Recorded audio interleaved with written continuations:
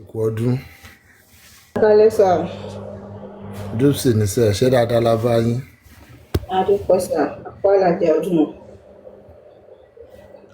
Yes ma, ẹ̀mí wá ṣọ̀pọ̀ ẹ̀. Bá lẹ́jà rẹ̀ ẹ má bínú. Sísí tẹ́nì ṣe wà pa.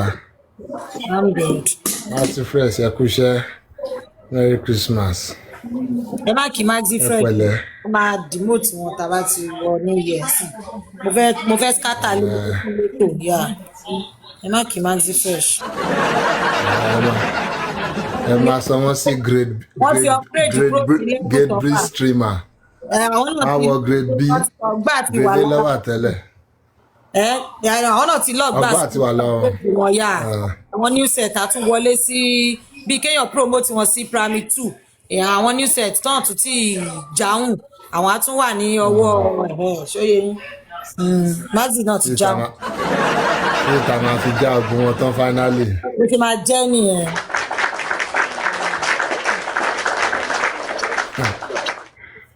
A máa bára fi wèrè pọ́ọ̀tì ẹ̀ nìyẹn tí gbogbo abá ti dọ̀gbà tán. Yes o, wọ́n á ọ̀gá ẹ má lọ bẹ̀yẹn lógo èrè àní wọn, gbogbo wọn bẹ̀yẹn náà gbádùn. Prof ẹ kalẹ́. A kú ọdún náà, a dẹ̀ kú gbogbo rògbòdìyàn tó lọ lọ́tún lósì. Ṣé bọ́ ń ṣe Christmas ni wọ́n ṣe jẹ́ ká ṣe ìṣá? Àti ẹ̀wà ráyè ti justice mọ̀. Wọn ò lè sọ pé nǹkan báyìí ló ń lọ justice mọ́ báyìí.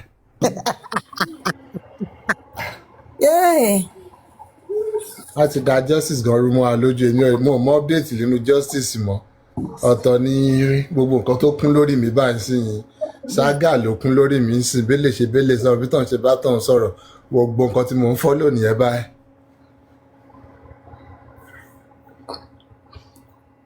Ọlọ́run á bá wa yanjú ẹ̀ torí rọ̀rùn gini rọ̀rùn ẹyẹ.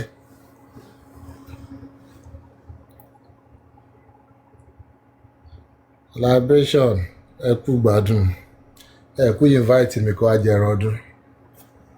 So bá lọ́dẹ̀ yanjú ti Saga sí àti ti justice wa yìí náà. Àwọn ìyá abẹ náà ti dànù sí àṣìwà lẹ́nu ẹ̀ o. Àṣìwà lẹ́nu ẹ̀ bọ̀. Ṣé Ago màámi ló máa dẹ́bi ẹ̀wọ̀n ọ̀gbẹ̀ yẹn máa rẹ̀. Wọn ò ní wèrè. Wọ́n ti rí tàṣàrán fàṣàrán tó rí tàṣàrán fàṣàrán àbí. Bàbá àwọn máa ń rí tàṣàrán wí ni. Ibi tí kinní yẹn bá gbé wọn lọ ni.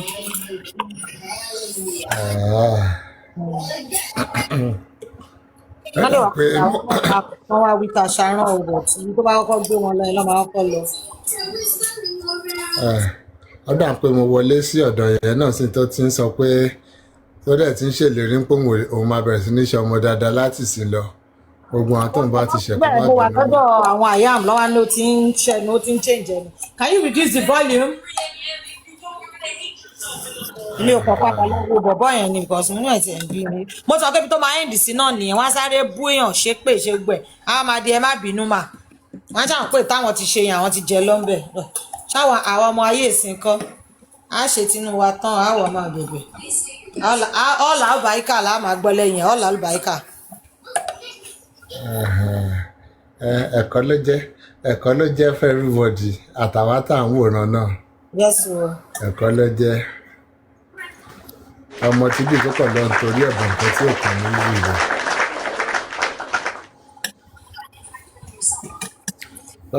kọ́dẹ̀ wá kọ́ wá GP àbí bó dẹ̀ jẹ́ proper hospital tó máa recommend fún Pamela ni àbí get well sùn la dẹ̀ máa sọ fún yẹn bá nítorí ìyẹn ló jọ ń pé ó máa ní problem jù ní gbogbo ọ̀rọ̀ tó wà lẹ́yìn sí. Ìyẹn lọ forí kó gun ológun. Ọ̀pẹ̀ wájà ni kò dẹ̀ wòjà tóun máa bẹ́ sí. Anyway, Ọlọ́run á bá ogun wọn yanjú ẹ̀.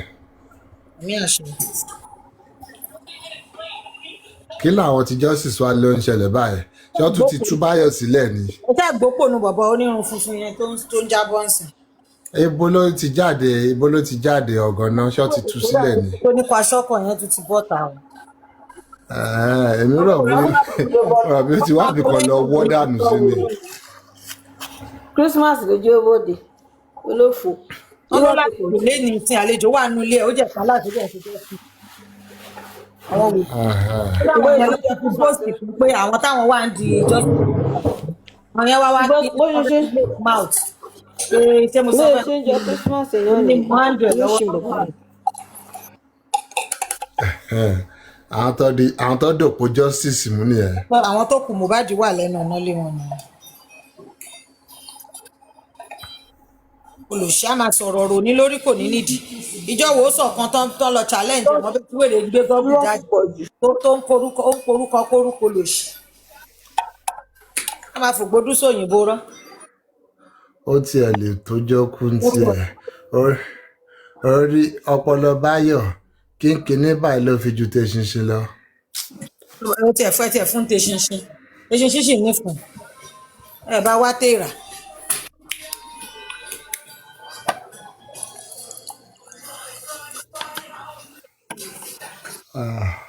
Bàbá kí lè wá jẹ kù fọdún báyìí. mo jẹ everything tán ni mo jẹ anything kú o. sójà wà dà bẹ́ẹ̀ ṣé bí bọ́kùnrin alálùbáríkà ṣe máa ń ṣe mọ́. nǹkan tẹ́yẹ bá jẹ lẹ́yìn máa gbé fò máa mi. gbogbo àwọn alálùbáríkà tí mo máa ń sọ fún yín sọ ẹ tún jẹ́ àjẹtán ni kò sí wàhálà. èyí tí èèyàn bá ti jẹ ní tèèyàn téèyàn bá ti jẹ báyìí kan tó jẹ́ téèyàn nìyẹn yóò kú anybody ló lè ní àbí kò dẹ̀ ń ṣe ogun life tá à ń wò yìí. lọ finger brain mi àárọ̀ iná lọ finger brain mi táàárọ̀ tiẹ̀ ló ti bọ́ sọ́wọ́ ọ̀sán ṣá ní pọ̀kíyọ̀ ni mo gbọ́ tó ń gí submission ló bá ní ẹ táwọn wẹ́pẹ̀ bá sọ pé wọ́n lè lo Mohbad pé wọ́n rí tó ti lè lo Mohbad after all jòsí ló bí Mohbad pé so kàn jẹ́ káwọn go ahead láti lo bàbá mo ní àbó ṣó ò ṣí èrè ṣé nǹkan ò ní wọn. ṣèbí bàbá wọn ti kọ lẹ́tà pé àwọn ò fẹ́ lẹ́nìbọ̀dì àfi Mohbad dọ́dà ṣé bàbá wọn tún ti change mind ẹ̀ ni. bàbá ò ṣe àwọn ṣe mọ̀ pé àwọn ló máa ń sọ̀rọ̀ kí bàbá tó sọ̀rọ̀ òun ló ń sọ pé bàbá tó ti fi tọ́lé àbí. Pọ̀kíyọ̀ fúnra rẹ̀ ti sọ tẹ́lẹ̀ náà pé wọn gbọ́dọ̀ lo any other person apart from Mohbad lọ́fi ní there is a particular bone tán tún gbọ́dọ̀ lò ìgbà yẹn lọ́fi sọ pé kọ́ máa lo eyín o kọ́ máa lọ yọ eyín real father kọ́ máa lọ yọ eyín real father fi ṣe.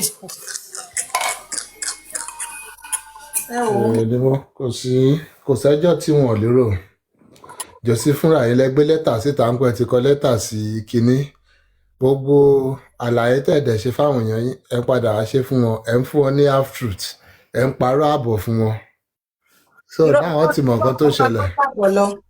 irọ́ tó ń pájú àbọ̀ lọ Mr. Paita wọ́n á fún wọn lóòótọ́ bí wọn pọ́tà wọ́n á gbérò tó kù lé wọn lọ́wọ́. At the end of the day ó bẹ́tà kọ́ ètè mọ ẹ̀bà lóúnjẹ àjẹsùn wọn.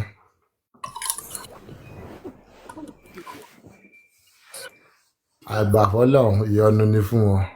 wọ́n ṣe yín sálẹ̀ o. kí ni nǹkan tó ṣẹlẹ̀ ṣé ìmáàmù mọ̀ kọ àwọn òyìnbó yìí ní ọmọ kàná.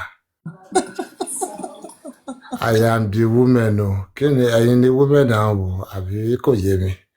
ọjọ́ òun náà lẹ wá ń káwọn èèyàn bí n pé happy exam àwọn olóńṣẹ́ exam bíi ṣé xmas lè fẹ́ kọ́ tó sọ pé happy exam. nígbà tí wọ́n ní wíṣí sọ́tẹ̀. ẹ̀ka rẹ̀ sọ̀tẹ̀ wọ́n ní wíṣí sọ́tẹ̀. àbí the other day náà ọlẹ́wà kan pé you are impotent nǹkan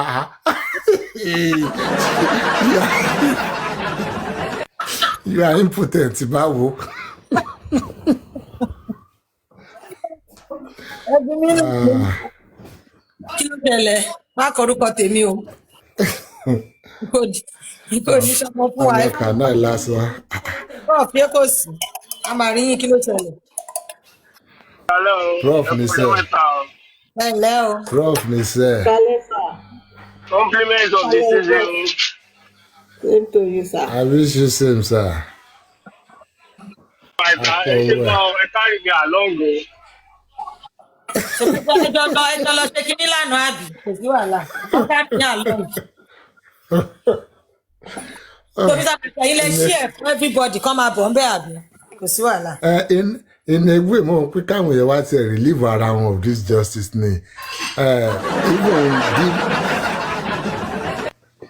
even though the whole incident was disappointing and irritating, it was a good relief, a good escape from this justice for Mohbad gbogbo saga wọn yẹn at least we're able to. Terry, that Pamela show, it was so hilarious. Then, ó ti sùn látàlẹ́ àwọn ilẹ̀ tí máa mọ̀ pé sílẹ̀ bá máa fi mọ́ ẹ̀mí ilé ò lè balẹ̀. Nígbà tó yá àwọn tó ń bá a sọ̀rọ̀ gan wá ṣe báyìí. Ó ń breathe out nígbà tó yá ẹ̀mí ẹ̀ ní fẹ́ bọ́. Àwọn èmi fi ń pọ́ ọmọ ẹ̀ gan ni ó ní mo rò bí ó wà balanced upstairs somehow. Ó dà kó slow, ó wà retarded bákan. Báwo lè máa bọ́ síta tó ń jà fún obìnrin tó yẹn kó tiẹ̀ jẹ́ boyfriend kó tiẹ̀ jọkọ lé ẹ̀ gangan tó fẹ́ tẹ fẹ́ ra ilé iṣu lọ́kà gan pẹ̀lú nǹkan tó ti ṣe online yẹn ọ̀tún yìí ó mọ̀ pé guy máa ló fẹ́ ó ti mọ̀ pé jìgòlò ló fẹ́ kó gbowó lọ àwọn obìnrin níṣẹ́ bó ti jẹ́wọ́ ló wá ń kówó yẹn fún gan àti ẹ̀ yẹra díẹ̀ tó bá máa jà wá jà fara pé ń pò máa gbé mátà lórí tó yẹn but I'm sure pé àìmọṣẹ́ nǹkan ọmọ orogun ẹ̀ ló mú torí bomi gbóná àbí kò ń ṣe ẹni tó lọ ń jà fún ló ń dọ̀bálẹ̀ kiri lẹ́yìn mo ò rí yẹn rí ṣá. Nǹkan tí mo fẹ́ bèèrè nìyẹn kí ìgbà tẹ́ rí fídíò yẹn báwo lọ ti fi.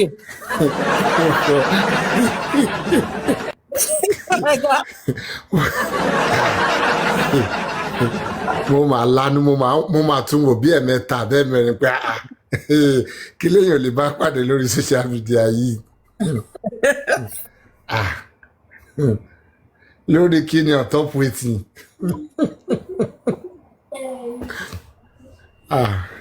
Anyway. Shows is a good guy. Yeah. Òun ló mọ̀ nǹkan tó fi ń ṣobìnrin gẹ́gẹ́ o oníkálùkù ló mọ̀ pé. Òbí ẹ̀mí ìkẹyìn ò lè ṣobìnrin gẹ̀gẹ́ àbí kí ni sílẹ̀ ń sọ lẹ́nu.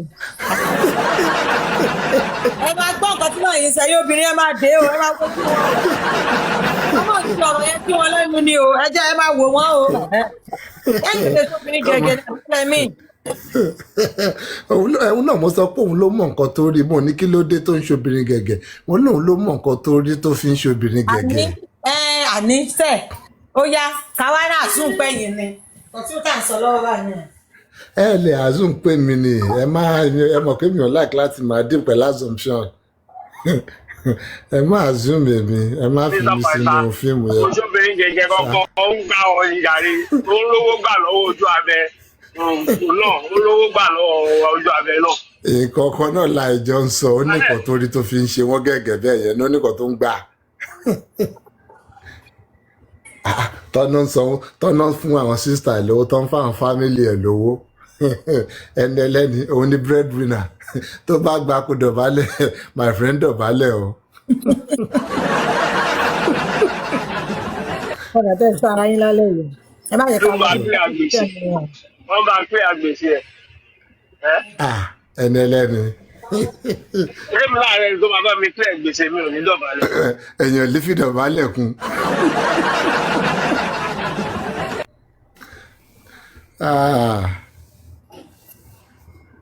Àkàjẹ́jẹ́ àfààná bóyá kí tí àlọ́ máa dọ̀bálẹ̀ fún àkàjẹ́jẹ́ gan báyìí. Àkàjẹ́jẹ́ àfà ṣé ẹ̀wọ̀n tó máa dọ̀bálẹ̀ fún yín. Àrójú ṣúbí mi lẹ̀ lẹ́nujọ́ mẹ́ta àrójú ṣúbí mi lẹ̀. Bóyá náà ti rẹ̀ tó ń dọ̀bálẹ̀ fún wọn bìkan nìyẹn. Ẹ̀yin kẹ̀bá ọ̀wà àkàjẹ́jẹ́ a lè dọ̀bálẹ̀ fúnra wa. Ẹ ti ẹ̀jẹ̀ benefactor tèmi náà ẹ bá mi máa ṣàwọn gbèsè kéékèèké tó wà lọ́wọ́ mi sista tèmi à máa ṣàwọn ńláńlá ẹ̀.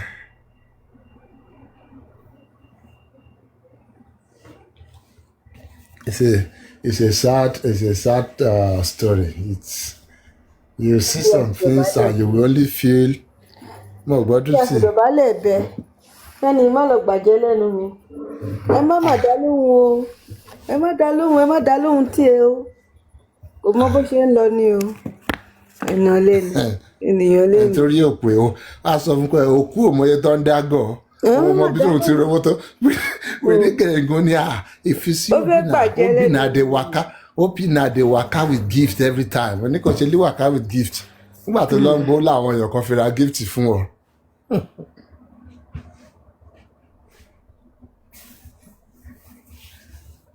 anyway tóun kan bá lè kíp obìnrin àwọn báyìí pẹ̀lú nǹkan tó ti tira ìbọn yìí obìnrin ló máa ṣọ́ọ̀tì jù nínú ọ̀rọ̀ tó wà lẹ̀ lórí gbogbo ó tiẹ̀ gbogbo modus operandi ẹ̀ ní gbogbo àwọn tìyàn ti mọ̀ obìnrin báyìí. àti lè má wá ṣọ́ọ̀tì o tó bá mọ̀ tó bá mọgi yẹn là dáadáa ìyá lè wò ṣe fún un. ní àwọn èèyàn ti máa mọ gbogbo pátá ní ẹ̀ ń pòkè bóyá ń ṣe lélẹ́yìí ó máa ṣe bí ọ̀dẹ̀ tó máa fi gbá yín tán ni bàbá máa lọ tiẹ̀ jẹ́ ká wá wọn. gbogbo lílà ló ń sọ fún un. àwọn èèyàn tó ń lagé pọ̀ ń ta ìbáwọn prof rè ń bẹ̀ àwọn èèyàn pọ̀ ń ta àwọn díwọ̀n nìyẹn àwọn lagilagé pọ̀ káàkiri náà tó bá jẹ́ ti lagilagi ni. Kẹ̀kẹ́ ṣe máa lò gbọ́. ẹ̀mí kẹ̀yọ́ Ẹ̀yin kẹ̀kẹ́ ṣe máa gbọ́. ẹ̀mí ti ṣíwọ́ gilila. Pamela àgbẹ̀lẹ̀ jọ lọ lé lánàá.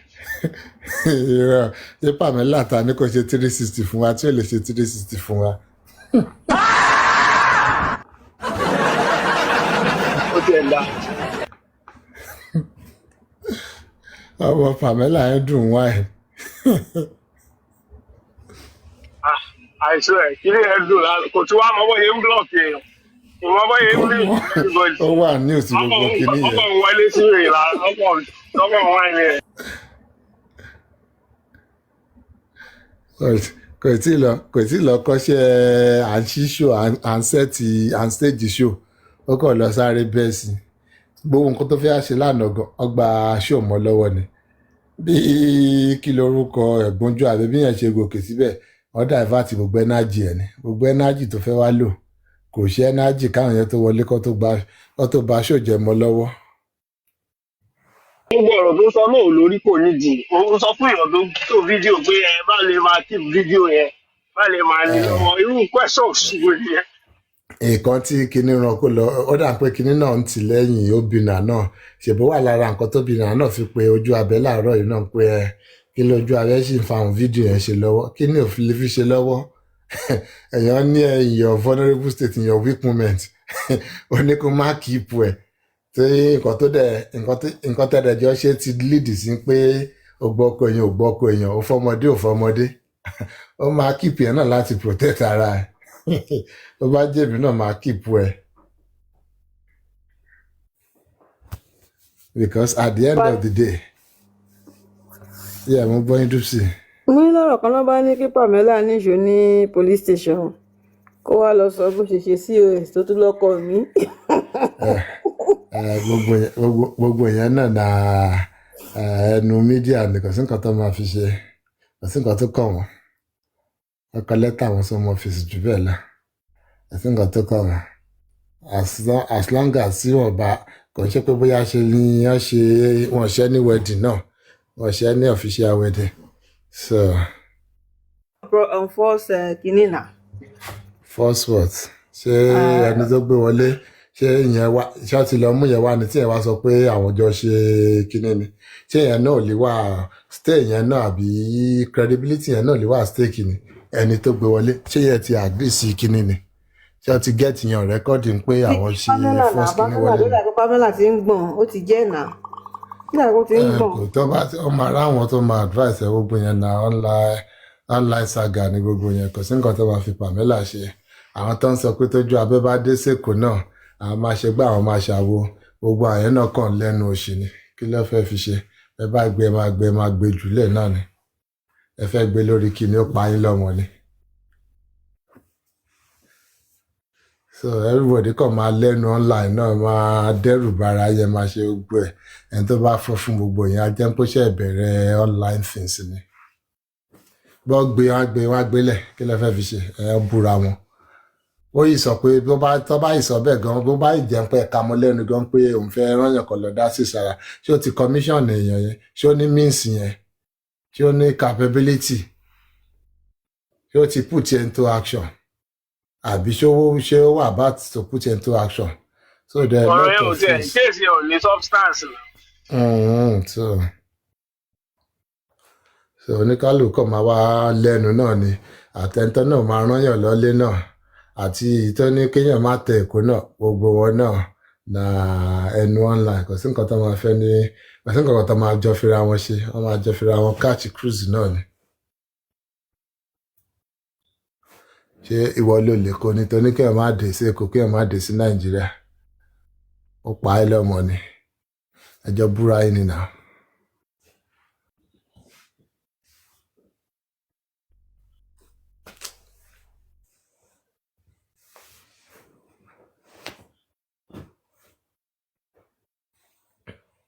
bí àwọn nǹkan tí ojú ẹni tó bá máa ga náà àbójú ẹni tó bá máa là lórí social media náà á rí tó so àwọn tó bá ti mú ní iṣẹ́ náà so àwọn nǹkan kan tá a máa rí náà nìyẹn á fà wọn náà jà rárá ibi iṣẹ́ yẹn lọ tí mọ̀yàn lọ́lẹ̀ ọjọ́ abẹ náà àwọn náà fẹ́ ga ní social media ní so wọ́n máa expect irú nǹkan bẹ́ẹ̀ lẹ́ẹ̀kọ̀ọ̀kan. owó sága yìí sì.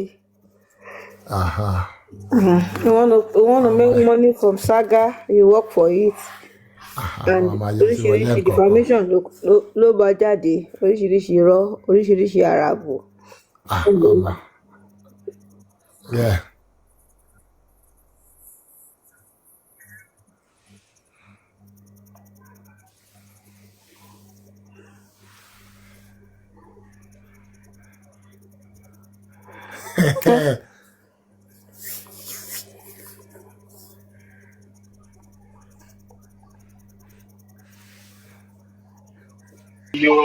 Báwọn ọmọ tó ń ṣe fracas wọ́n ní police officer lọ́n ṣe káwọn ọ̀gá police tán irú pálapàla wo Nigerian police wá jí. Nínú fracas nìyẹn wà. It is police náà ṣe fracas. Police, the institution is a reflection of our people, reflection of our society, of every individual in the society. It's a reflection. Gbogbo zone 2 yẹn bẹ̀rẹ̀ ṣe báwọn èèyàn ti mọ̀ pé fracas division yẹn ẹ bá jọ gbéra yín síbẹ̀ jọ máa bẹ́ẹ̀lì ara yẹn jọ máa èèyàn kan bú ẹ online máa fọlọ́pàá wá kiri lẹ̀ máa fọlọ́pàá track ẹ̀ they divert police resources.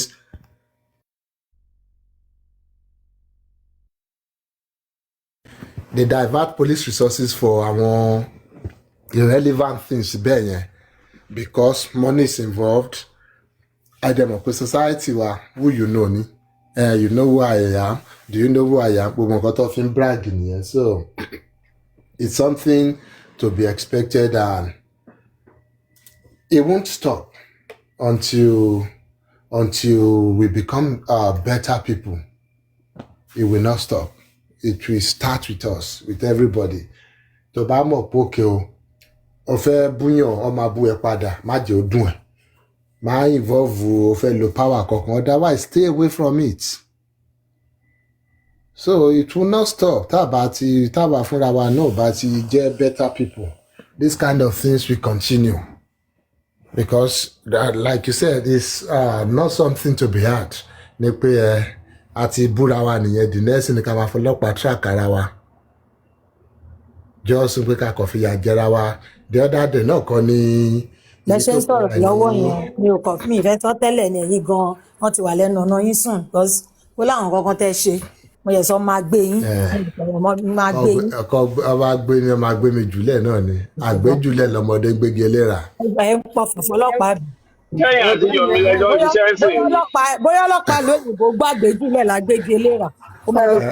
ṣé yomi lẹ́ ń bá ṣiṣẹ́ ń sìn ni. yẹ́tò ọ̀gá mi ẹ má wọrí tí ó sì bá gbé yín ó yẹ kẹ́ tí wọ́n tó ń gbé yín lọ kò lè fọ́tò gbé yín. ẹ fẹ́ gbé fi ṣàyé nìyẹn. ìmọ̀ máa dáhùn.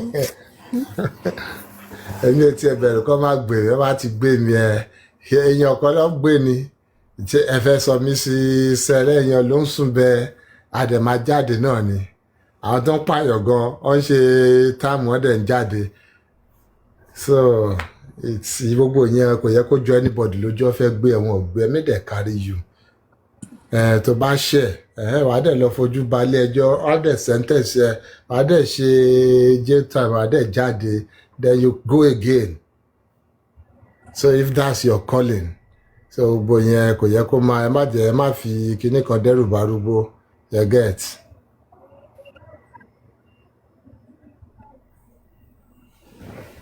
So but it's a crazy thing yeah ask away.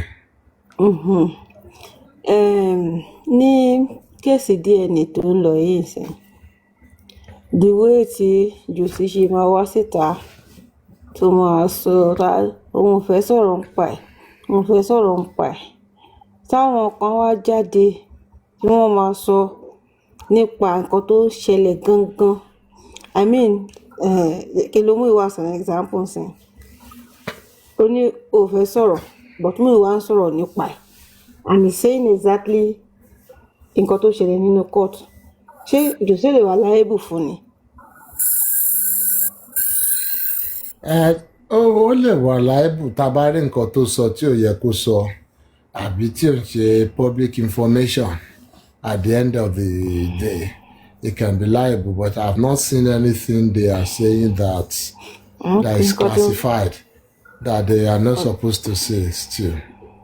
Nǹkan tó yìí sọ is still within the realm of public information or publicly accessible information so it's still good kò tí ì sí wọn tí breach anything really ń bẹ̀ yẹn so it's fine ọlọ́pàá àmúlọ́lọ́pàá welfare officer fún wọn ní update lórí DNA. Mr. Pythagoras. Sorry. Yes. Mr. Pythagoras. Ẹjọ́ ṣé ẹ gbọ́ ọ̀rọ̀ àgọ̀ tí Adéwálé Oyinlọ́lá tó ń sọ because mi máa ń fẹ́ pè ládéwálé torí Adéwálé wà nù orúkọ tó máa ń sọ pé Adéwálé ọmọdé máa ń bí mi to an extent pé ẹjọ́ ẹ máa bá mi pé Oyinlọ́lá ẹ̀ mọ́ ilé ẹ má máa pa Adéwálé nìkan so ó máa ń bí mi nù because how can somebody in his right senses be saying tí bàbá tó bá fẹ́ wọ́n lè kọ́ lọ kínní lọ sí court pé tó sọ fún court pé òun ò tí ì lówó òun wá owó tí òun fẹ́ fi ṣe DNA ìgbà tó mọ̀ pé ò lówó kí ni sẹ́ẹ̀sì inú pé o gbé ṣe kéèsì lọ sí court wá ní wọ́n lè kọ́ kí lọ sí court kó fi buy time pé òun ò tí ì lówó kí court fún òun ní time kó lọ fi wá owó àbí táwọn èèyàn wá ń wọ̀n kì í tún nǹkan tó tí kò máa ń tún nǹkan tó máa ń sọ òun tún gbọ́ ni.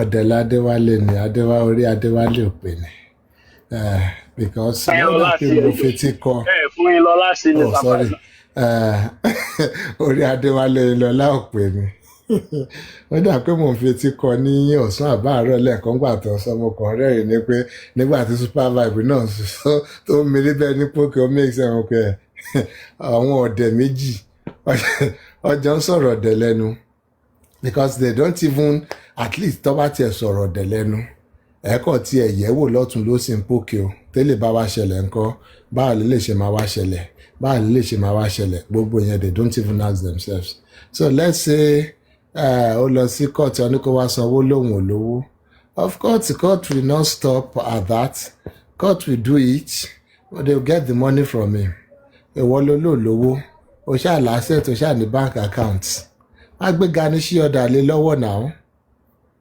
ṣé kò ní bank account tí tọ́ lè gbélé ẹ̀nì lé lórí ni so why is it báwo lè wá di ẹ̀bà tí ò bá dẹ̀ kú lówó rárá adùn adẹ̀ ní kó adẹ̀ fáìlì fún bankruptcy adẹ̀ declare bankrupt officially gbogbo àwọn asset anything tó bá dẹ̀ ní wọ́n á dẹ̀ ta láti fi clear àwọn debt because at that point it becomes a debt. So wọ́n á file fún bankrupt wọ́n á dẹ̀ pé okay this is a bankrupt person gbogbo nǹkan tó bá dẹ̀ ní wọ́n á dẹ̀ fi settle àwọn debt tó bá wà lẹ̀ tó bá dẹ̀ padà sí good standing á become a normal person padà báwo ni ẹ ṣe wà too difficult to understand? Yeah, difficult now. Yeah, let him say pé òun ò lówó. Wọ́n á check àwọn àkáǹtì ẹ̀, wọ́n á gbélé ẹ̀ lé lórí kó lọ wọ́ owó ọbẹ̀ jáde síbì kan. Bó jẹ́ mọ́tò ni kó lọ tà á, kó ta lé kó tọ̀nà. Tí ò bá lẹ́nìtìn, wọ́n á mọ̀ pé kò lẹ́nìtìn. Wọ́n á dẹ̀ declare bankrupt officially. Bó tó bá yìí nílé lórí tó yìí ní bàtà mélòó kan tó yìí fi ń ṣakọ. Tó yìí ní mọ́tò tó yìí fi ń kógi ní ìsọpákó. Gbogbo ẹ̀ lọ́ máa pull together èlò dẹ̀ lówó DNA ọ̀hún náà. At the end of the day wá fi máa pa gbogbo kìnìún papà owó DNA kò lè wọ́ 3 million. How much is DNA? Yeah, it will probably be 750 euros or something. It's less than 1,000 euros or pounds, euros gone or dollar. So it's below 3 million naira. So bóyá ọ̀rọ̀ bí o máa bóyá tó bá dẹ̀ ti lọ ń parọ́ fún wọn pé bóyá 15 million àbí 10 million kan ní owó DNA táwọn èèyàn ti ń bá wá sílẹ̀ ó kù sí wọn lọ́wọ́. Gbogbo owó tó máa ná lórí DNA will be less than 3 million.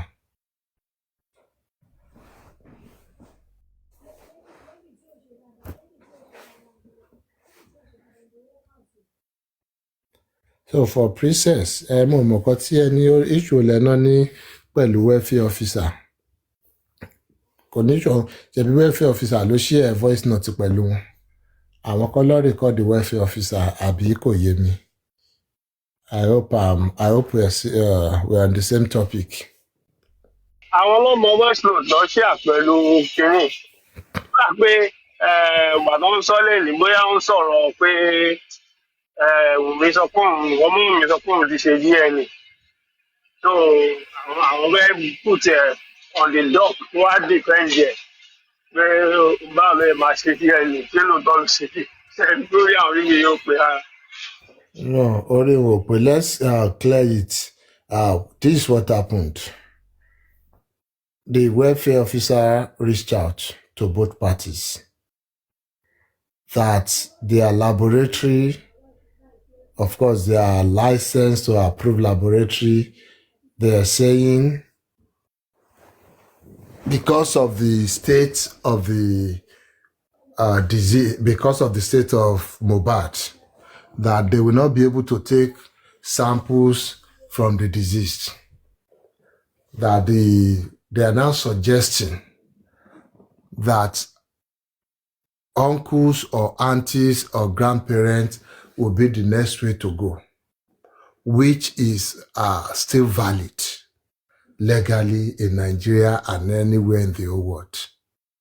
When you're trying to do DNA testing, if you cannot get from the direct father, you can do the uncular, what's it called, DNA testing, which is getting from the uncles, uncles mainly, or even aunties.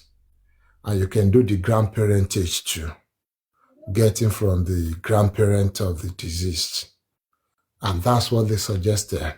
And the voice note they shared is the voice note the lab people or the hospitals they were using sent to both parties, just for clarity, so that they don't think is the welfare officer saying this, is coming from the laboratory.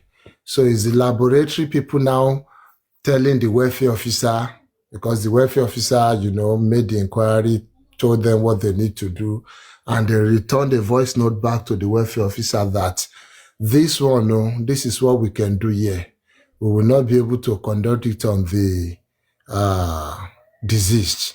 We will need to do it on the uncles or the grandparents, and they placed a caveat on it that although it has statistics has shown that sometimes if you do with uncles and things like that, it might be inconclusive, in quotes. And if you now go further, if you read further, this clinics, whether abroad or anywhere, that they're doing this grandparentage or uncle testing, they do it with more than one uncles or grandparents, so that they can get a rich result at the end of it. They don't just do with one uncle. Tó bá fẹ́ go the uncular way, they do with maybe 2 siblings. And if they want to go the grandparenting, they try to do with the 2 grandparents, so that they can now compare the data, they can analyze it together, and they can reach a conclusive result. So that is what the lab technician, or whatever name we want to call it, that is what she was presenting to the party, to the welfare officer, that this testing we're doing, the uncular or the grandparentage, there might be, if we are using one person, we might not have sufficient data or analysis to conclusively say this is it or this is not it. So she was preparing the welfare officer's mind that if we're going this route, we have to do it on more than one sibling to the disease or more than one grandparent. That is what voice note the lab technician sent to the welfare officer that was shared with the parties in this issue. So whatever they have now made out of it is their own idea, because we know they will always distort the truth. They will always twist it. They will always bend it. When this news came out, then, Prof, you were asking me the other day, I said until they come out and tell their people the truth. When Tarzan was reading the letter the other time, they thought it was just a protest letter written to the welfare officer out of the blue. But then we knew that it was because the welfare officer got back to them that one of our labs are saying they cannot take samples from this. So they wrote back that, oh no, that is what they must do, because of course they never wanted the DNA. They still don't want it. So it's like, oh, this is an avenue for them to push back to say, oh, this must, but then they've forgotten the position of the law. Position of the law, the uncular test, the grandparent test, is as valid as the main paternity DNA test using the deceased himself. All these 3, they are valid in the eyes of the law. As long as it comes out with a conclusive result, they are valid. If the result is conclusive, the result we say is conclusive. If the result is inconclusive, the result we say it is inconclusive. Then we will all know it is inconclusive. But if it is conclusive, it will be conclusive. There is no, if they use the siblings, it won't be like, oh, they use the siblings. It means we cannot know if it is definite or not. You will know if it is or if it is not. So where is all this noise coming from? It's because this thing is still not going their way. So whether they like it or not, it will be done.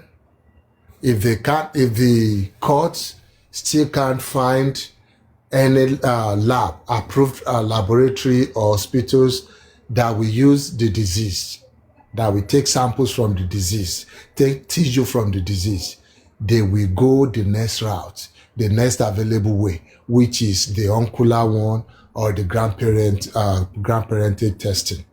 And it will still be valid. And they will still come online to make their noise, but the law will still take its full stand. So whichever way it goes, there's nothing they can do. They can make their recommendations. It will be in the wisdom of the court to take it or not. If they have laboratories elsewhere that can take this tissue and do it on because it also depends. It depends on the state, on the preservation of the deceased. Whichever laboratory anywhere in the world, they will go and examine also to see that, oh, is the samples they are taking, is it good or has it been degraded beyond the point? Maybe it will not give them a conclusive result too. Because if the samples they are taking from the disease is not of good quality too, they can turn out with an inconclusive result also, thereby necessitating the other types of testing which are still valid.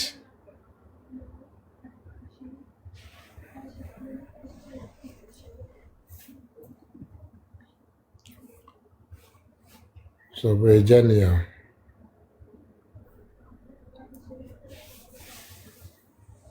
ẹ ṣe sọ.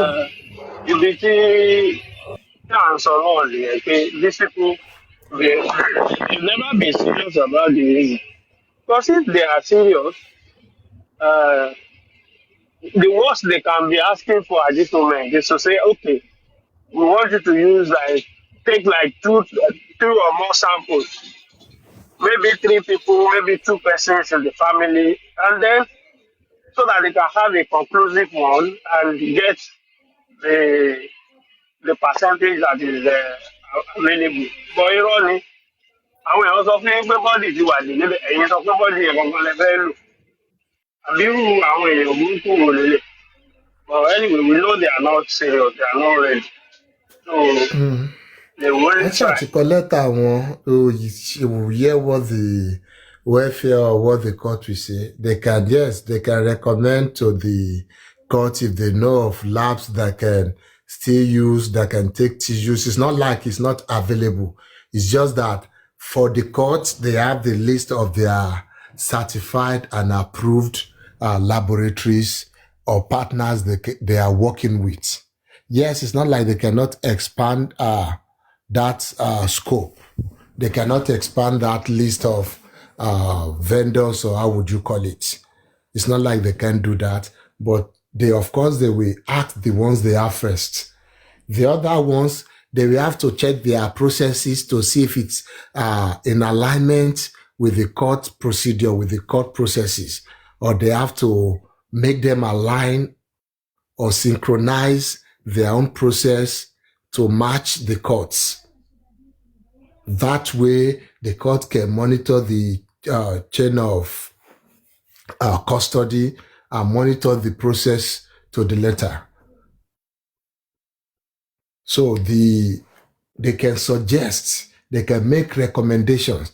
It will now be the court will now decide, will now use their own discretion either to go with those suggestions or to still stick to what they know, as long as they're acting within the bounds of the law.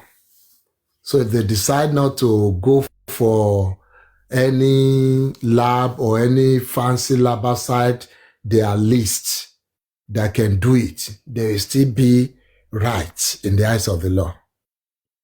Because grandparent testing and the sibling testings too, they are still valid, acceptable in the eyes of the law.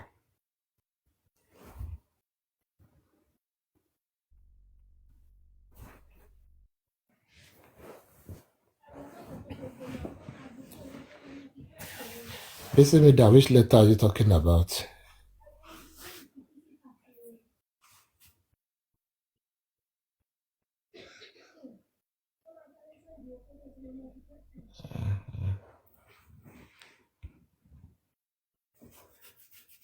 Anyway, those people are not just, they're not serious about this thing. Mo rí pé mi fẹ́ interject meeting nǹkan tí gbogbo yín sọ yẹn ni.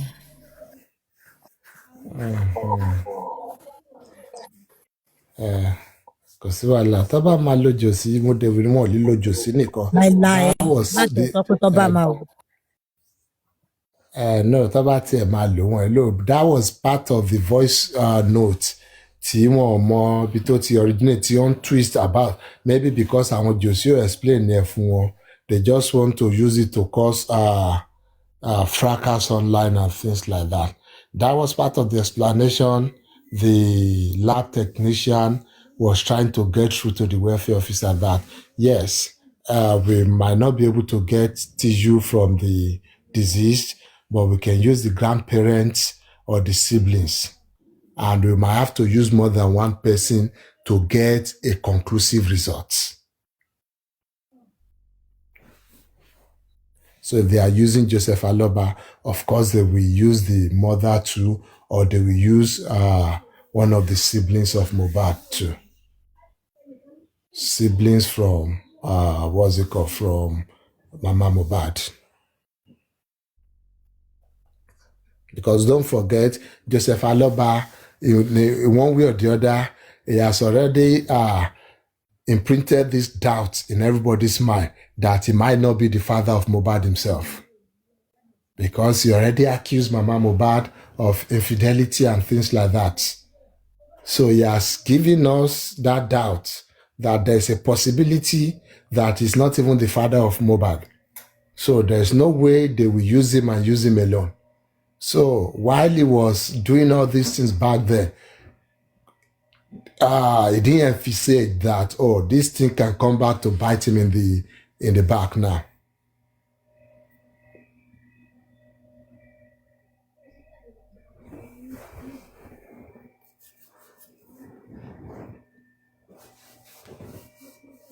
Yes, they are still the one delaying it because if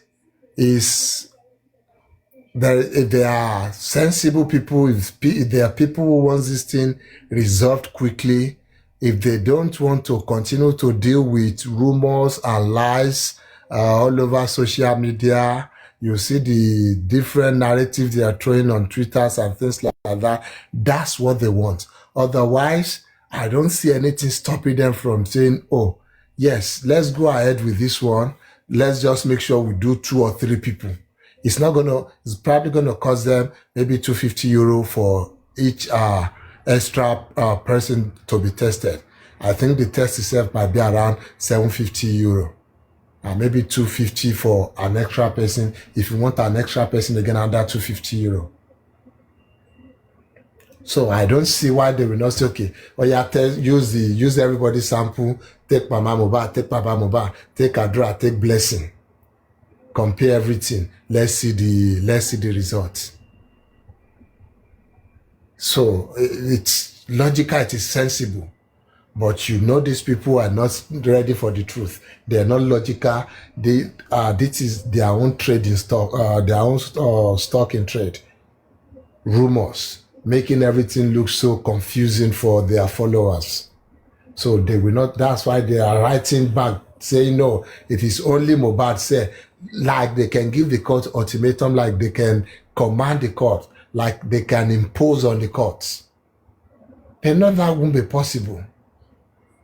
They just want to delay for as long as they can. Then, Mr. Pythagoras, Yeah. there, in one of their conversations, where Prince was talking, Prince, or what did they call it? He said he had a conversation with the lawyer, and the guy was telling them they cannot appeal because there's nothing to base it on and all that. And in their argument, that they have to follow what the court has stipulated, but they are going to find a way to frustrate the process so that maybe at the end of the day, the court will come back to their own request. So he said it exactly, that the lawyer told them that he is going to make every effort to frustrate the court process.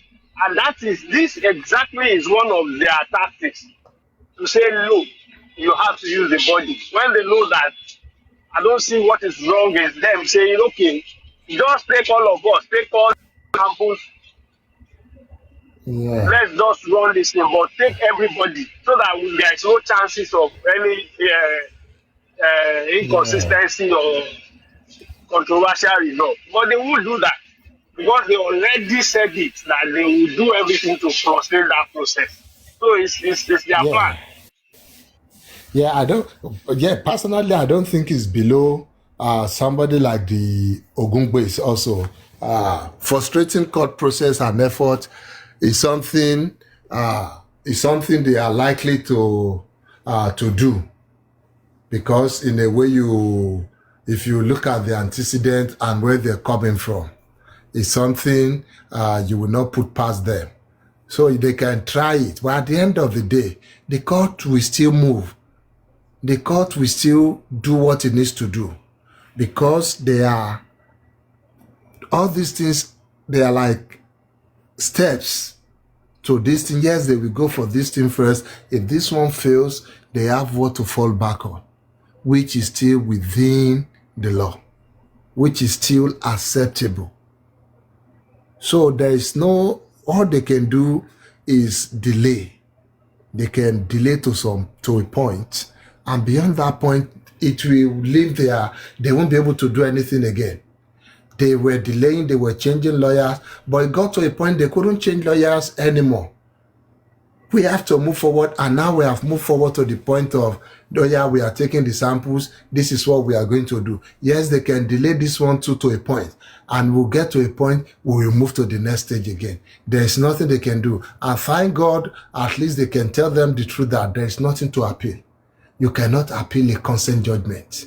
It's like a contract. You took to the contract to the court to ratify, to what's it called again, to endorse for you. So it's not a judgment you can appeal. It is a settled law. You cannot. It's under a very strict, you have to pass some strict tests. There's a litmus test before you can appeal a consent judgment. It is established. It is a rule, even from the Supreme Court. Once it's consent judgment, there's a very strict test you have to pass before it can even be, and you need a leave of the court also. You cannot appeal by rights. You can appeal cases either by right or with the leave of the courts. And no court will grant you the leave that go and appeal my decision. Go and appeal consent judgment that we ask you that you were present, your representation is present, and you agreed to it. You now want to appeal it. No, now. So it's not, the courtroom is not a playground. It's not a gymnastics playground that you can just come out with different kind of tricks. No. And if you're talking about the interlocutory ruling, the rulings within the case, there was really no ruling. The last one you brought, you withdrew. So what do you want to appeal? And the window to even appeal that is 14 days. You have lost that window, but then there was not even any ruling at all, because the application you brought, you withdrew. So at least they were able to tell them the truth on that there is nothing to appeal. So the stupid people like Oyelola, Adewale, they will know. Say, I should appeal it, they should do it. They will know there's nothing to appeal. Frustrating, you cannot frustrate it. You can delay it to some points. And at that point, you will still have to bow to the discretion and to the authority of the courts.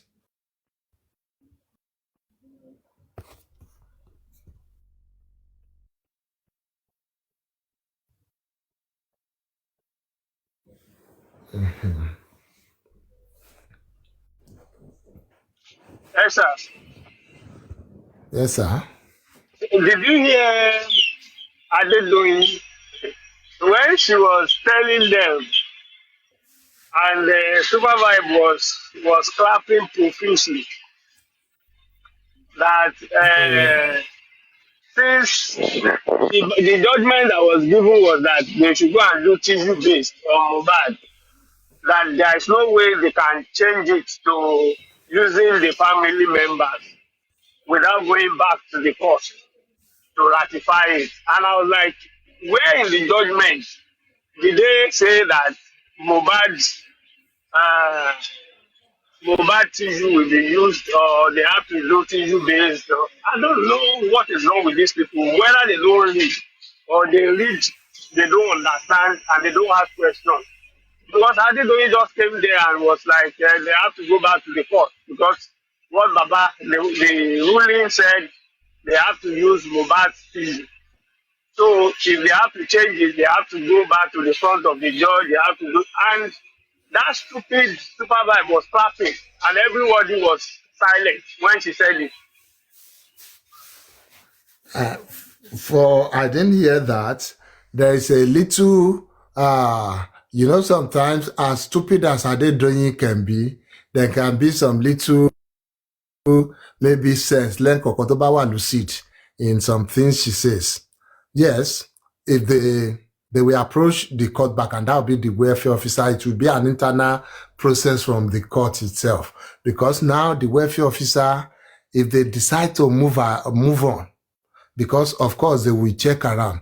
They've only checked with one laboratory and they have given them that response, which they have shared with the parties. So if the parties are now saying, I know I should check it out, I would like it, I will share you. Of course, it will still be their responsibility to try and cross all their T's, dot all their I's. That, okay, let's check in other laboratories that are on our list. If they can do it, they will check around. And if they cannot, if they've exhausted all other options, the welfare officer will inform the judge. The judge will amend the order. The order saying so and people should submit themselves for samples to be taken from them on this case. Yes, the court will give such orders.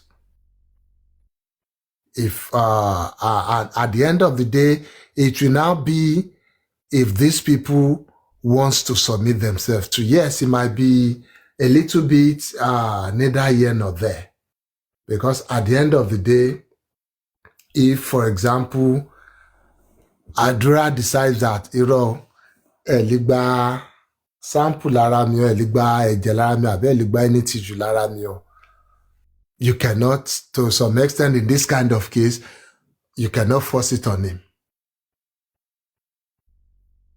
Yes, if Joseph Aloba decides pé ligba ẹ̀jẹ̀ lára òun o, it's only going to hurt his own case. Since the pon ló gbé case wá, tóun bá wá refuse bẹ́ẹ̀ yẹn, ó máa hurt case yẹn.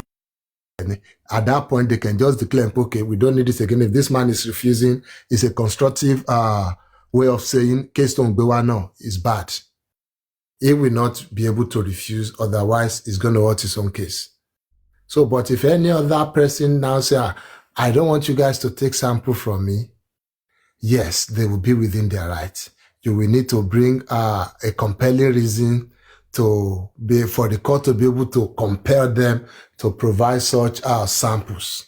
But going back to the question, yes, the welfare officer will approach the court back, and the court will only need to amend. They're not issuing a fresh order. They're only amending the order. If they've exhausted all options and they don't want to use Mobad anymore, then the court will give a fresh order saying so and so people should submit themselves for sample or taken from them.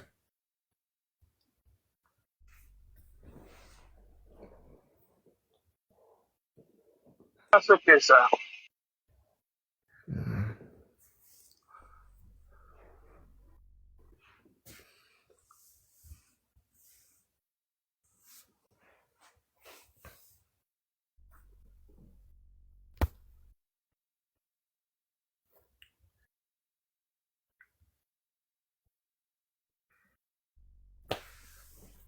So they can continue delaying all they want. At the end of the day, this thing will still be done, whether they like it or not. Mr. Pythagoras, share the question, Mr. Ho. Share by me address question. Mr. Momari, question, Mr. Can they withdraw from the process, thereby placing the case in a limbo? No, they cannot withdraw from the process again. There's no way they can withdraw from the process. A ruling, there's an order already out. If they withdraw from the process, the court will just still carry on. The tab will still be theirs to pay. Yes, the court can pay it in advance, but it will still be Joseph Aloba's issue to settle. I mean the expenses. So tí o bá settle ẹ̀, wọ́n á gbé lé ẹni lákàntì ẹ̀. So they cannot withdraw anymore at this point, because what withdrawal will mean at this point is them not showing up to pay. But then the court will chase Aloba personally and get the money from him. ṣé They báyọ̀ ni will mo get tẹ̀ a ń gbọ́ temporary form. Oh, when you started me. mo pé Kẹ́hìndé ni ṣé báyọ̀ ni mo gbọ́ tó ń sọ̀rọ̀ lónìí pé ṣọ́ọ̀ṣì lè appeal pé òun rò pọ́n lè appeal mọ́ pé because court máa resume padà ní déètì kan pé and kan tó mọ̀ February yẹn ti súnmọ́ pé so they can't do anything again or something. I don't know. Kò tí ẹ̀ sí nǹkan tó lè appeal náà. Bóyá déètì òsùnmọ́ bóyá déètì súnmọ́, there is nothing to appeal. Judgment is a consent judgment. Wọn ò dẹ̀ lè appeal here. It's not something they can appeal as established by the Supreme Court. So ruling ti gbogbo wọn sọ pé bóyá rule pé kó máa lo láàbù àwọn àbí kankan bẹ́ẹ̀ yẹn. Their lawyer did not have the spine to stand by his application. He withdrew his application. So there was no ruling on it. You can only appeal if there's a ruling. If there's no ruling, nǹkan tó gbé wá tó dẹ̀ ló gbé wá mọ́, o lè appeal here now. So it's nothing, they have nothing to appeal anyway.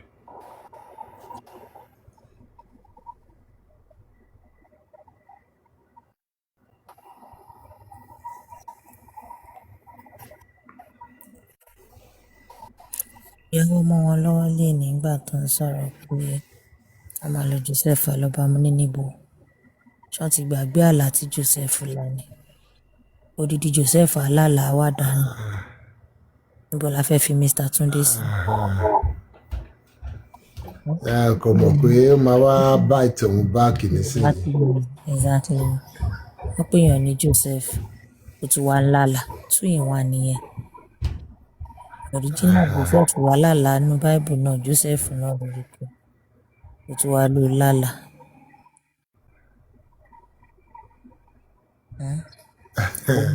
Understand ó ti rò pé bóun ṣe sọ pé ẹnu tóun lé bèbè ń gbà ó rò pé òun fi ń tanná ṣe méjì ya Mohbad ni kò mọ̀ pé ó sì máa ní ìdíwọ́ náà kóòtù wo ló fẹ́ contest nìyẹn tó bá sọ pé ẹjọ́ sà àwọn náà ti sọ rí pé àwọn ti káyàwó àwọn rí kóòtù á ní wọ́n sọ bẹ́ẹ̀ àwọn ẹgbọ́n ṣe ẹ̀ṣọ́ wọ́n sọ bẹ́ẹ̀ ṣá.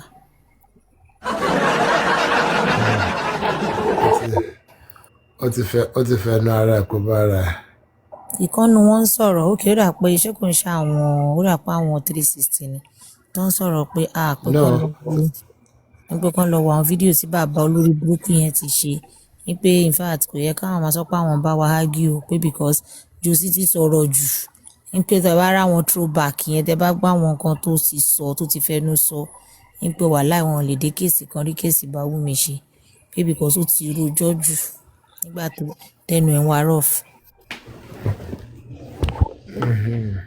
Ẹ̀yìn ní Josie ó ti sọ a lot of things sílẹ̀ tí ẹ̀kọ́ náà máa regret pé kàtí ẹ̀ ní kóhun ti àbọ̀ ní kóhun ti ẹ̀dá kí kóhun má sọ̀rọ̀ ju gbogbo àyẹ̀bọ̀tọ̀ Ọlọ́run tó máa mú náà ni. Ọlọ́run ṣe máa mú àwọn tí ẹ nìyẹn.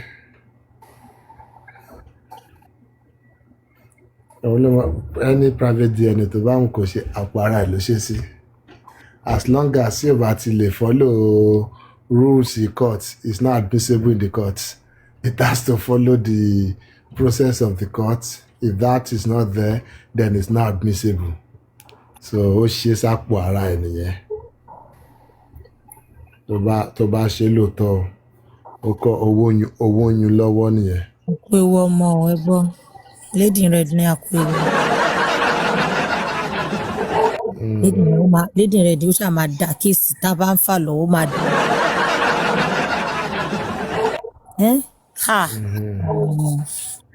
Mr. Pythagoras They are looking for the next rumor ní ìtọ́tún máa gbé káàkiri rẹ̀. Báwo lẹ ṣe ṣe? Bẹ́ẹ̀ ni ọ̀sẹ̀ kìíní ẹ̀ má kó bá mi. Ẹ má kó bá mi, ẹ má jọ dírágì mi. Ó pẹ́ ìgbà tó ń dírágì yín kí ni. Wọ́n ti ẹ̀ bá mi dírágì. Àtúndì pláfọ́ọ̀mù ló ti wá máa dírágì mi bọ̀. Irú èmi làwọn D1 àwọn gbogbo àwọn tó ti ń gbogbo ọmọ wò mí yìí. Gbogbo àwa ta ti ń wá yín ti pẹ́ èmi náà lọ tó bá gba tiẹ̀ jẹ́ ẹ̀yin obìnrin ó tiẹ̀ máa yé mi tó bá jẹ́ ẹ̀yin obìnrin lẹ̀ ń drag mi but àwọn náà ọkùnrin wa ló máa kọ́ mú mi sọ pé rọ́ọ̀fù ìwọ àwọn àgbẹ̀ ìwọ ni kíní yìí mọ́ lọ́wọ́. yẹ Gbogbo àwọn prof àwọn díwọ̀n àlọ́ máa kọ́ bẹ̀rẹ̀ sí ní drag mi pé gbogbo kíní tó ń ṣe àṣẹ nǹkan tó fẹ́ ṣe lélẹ́yìí àbí. wọ́n sọ náà so ló ń gbẹ̀yìn bẹ́bọ jẹ́ ni wọ́n ọmọkùnrin. níbi sẹ́rímọ́nì la ṣaṣọ fún sẹ́ẹ̀ òun la ṣaṣọ fún 11th ni òun la ṣe shirt fún ọmọ la fẹ́ ṣe ń jọ ẹ̀ àfẹ́ cast ẹ̀ tẹ́lẹ̀ nígbà tán jẹ́ ti bá wa cast ẹ̀ bá kí la fẹ́ ṣe.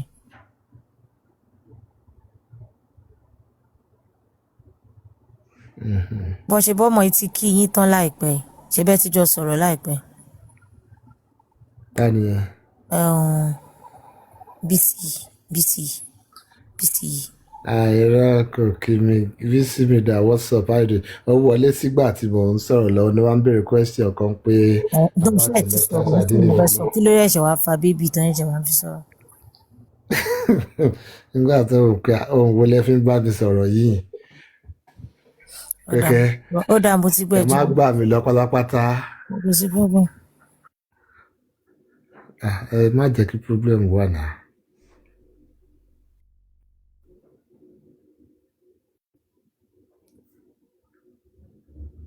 ṣé mo pẹ́ ti fàmílì wọn lọ́wọ́ sí ṣẹ́ ní nǹkan tó ń tún bẹ̀rẹ̀ sí ní type mo ti mute o ẹ máa kẹ́nìbọ̀dì má mú mi sọ́wọ́ ẹ máa ṣeré yín lọ. kò ń ṣe jẹ́jẹ́ lèèyàn kan comment à ń sọ̀rọ̀ ẹ̀yin kọ́ lẹ̀ ń draw attention sí comment ni. àní mo ti gbọ́ ṣé mi ò draw attention yín sí question ẹ ṣe sọ pé kílé tí mo draw attention yín sí question. fún nígbà tí wàá dẹ̀ draw attention mi sí question tí mo dẹ̀ react lé lórí. so kí ni big deal eléyìí tí mo draw yín sí. ṣùgbọ́n green kan tó kọ I enjoyed you last night.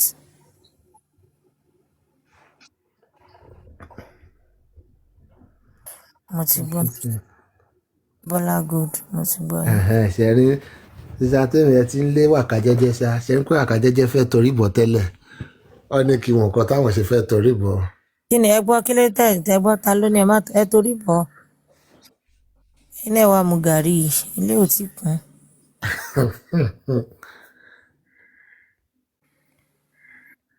so Mr. O Josie kò lè refuse láti má sanwó yẹn ìkànnì ọkọ̀ sọ́nkàn tó ń jẹ́ insufficient fund wọ́n máa gbé garnishment order lé ní so gbogbo ẹ̀ tó bá wà ní báǹkì àbí tẹ́nibọ̀dì bá ń jẹ́ ní sọ̀pákó gbogbo ẹ̀ lọ́ máa san sí court directly tí change bá dẹ̀ kù wọ́n dà lé lọ́wọ́.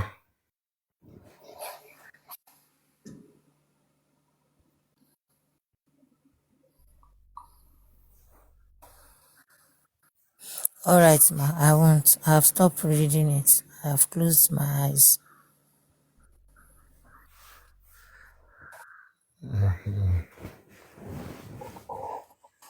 ẹ fẹ́ kèmí náà dọ̀bálẹ̀ ní àbí báwo iṣẹ́ títan kámẹ́rà kí n dọ̀bálẹ̀. ẹ̀yin yẹn ló máa go viral jù.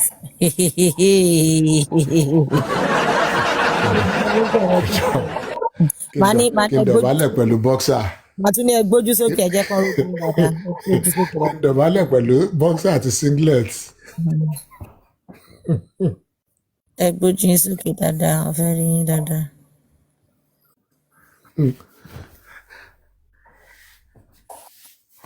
yẹn náà pẹ̀lú bẹ̀bẹ̀fẹ́ àbó bẹ̀bẹ̀fẹ́ kọ́ máa wọlé post ẹni lé picture of introduction yẹn náà ti tọ́ ní picture of introduction náà dọ̀bálẹ̀ tọkọ ìyàwó dọ̀bálẹ̀ òjì yẹn náà lọ ní introduction àbí engagement o.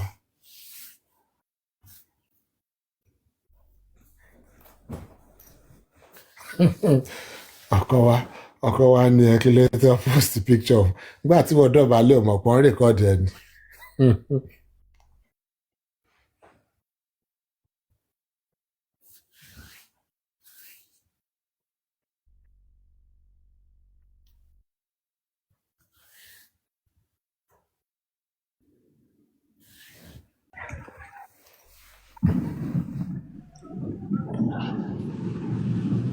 Bọ́lá ẹ káalẹ́ o.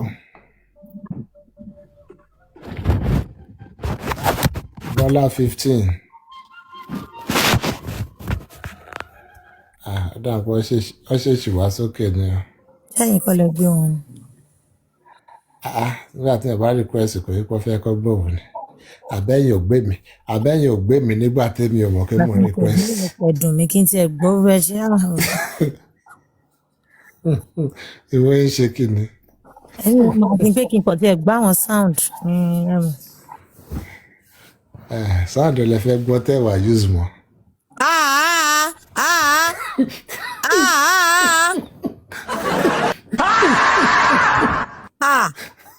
Ẹ gbà mí. Ẹlẹ́wà lámbà.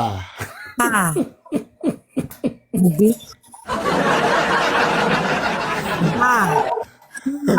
Mr. Python, mama, gbogbo saga tá a pé.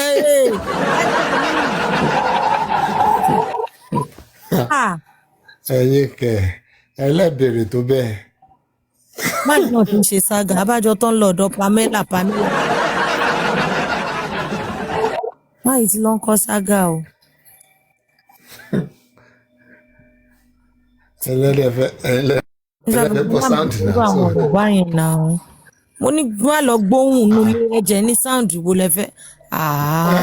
Kí lèmi náà sọ kí ni mo sọ tó burú pé sáǹdì ṣé sáǹdì inú ilé lẹ́fẹ́ gbọ́ tẹ́ gbọ́ rí ni àbí sáǹdì wo là ń sọ̀rọ̀ ẹ̀.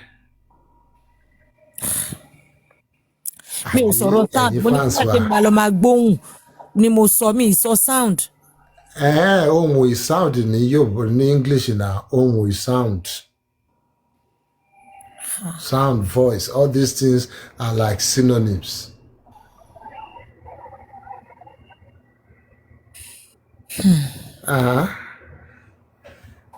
So ẹ̀dẹ̀ gbọ́ sound olóhùn àbẹ̀ pápátá ẹ̀gbọ́ sound laundry tí mo ń ṣe àbẹ̀ ẹ̀gbọ́ sound fóònù tí mo ń tẹ̀ àbí sound na ọjọ́ ẹ̀.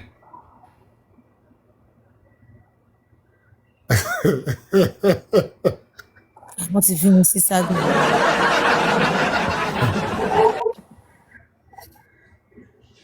Ẹ má tẹ̀rí sí tẹ́ bá lẹ́mìí ẹ̀.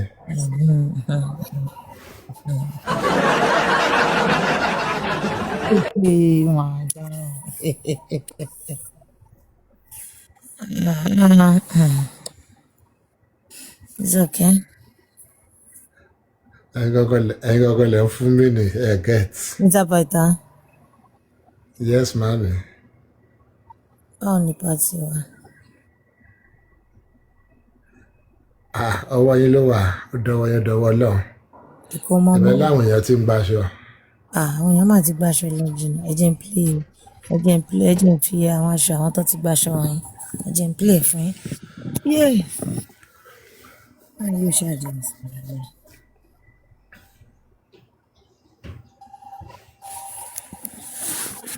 Kọ́lé oṣó my brother, kọ́lé oṣó my brother. Kọ́lé oṣó ń ṣe bọ̀dá yín o, àbí òtí ni kọ́lé oṣó yẹ bọ̀dá ń sìn láti di bọ̀dá yín àbí. Yeah, but can you allow me to just do what I need to do in peace? Ṣé bẹ́ẹ̀ ni tún kọ́ ni mò ń bá Yes, do it now. Nígbà tẹ́jọ ẹ pé kọ́lé oṣó tẹ́ máa ti ń jọmọ̀ àdẹjọ wọ̀ pé kò ń ṣe bọ̀dá yín. Ta ni kọ́lé oṣó? Ta ni ẹ ń ṣe kọ́lé oṣó? Má yìí fẹ́ ṣe fracas, èmi ló fẹ́ fi ṣe fracas. Má yìí fẹ́ try àwọn hotel learn kó yẹ ti gẹ́gẹ́ tí mo ṣáàbì. Èmi lẹ wá fẹ́ lò. Èmi àtijọ́ pé kí n gbọ́ àti ní kọ́lé oṣó náà. Mi ò tẹ́ra.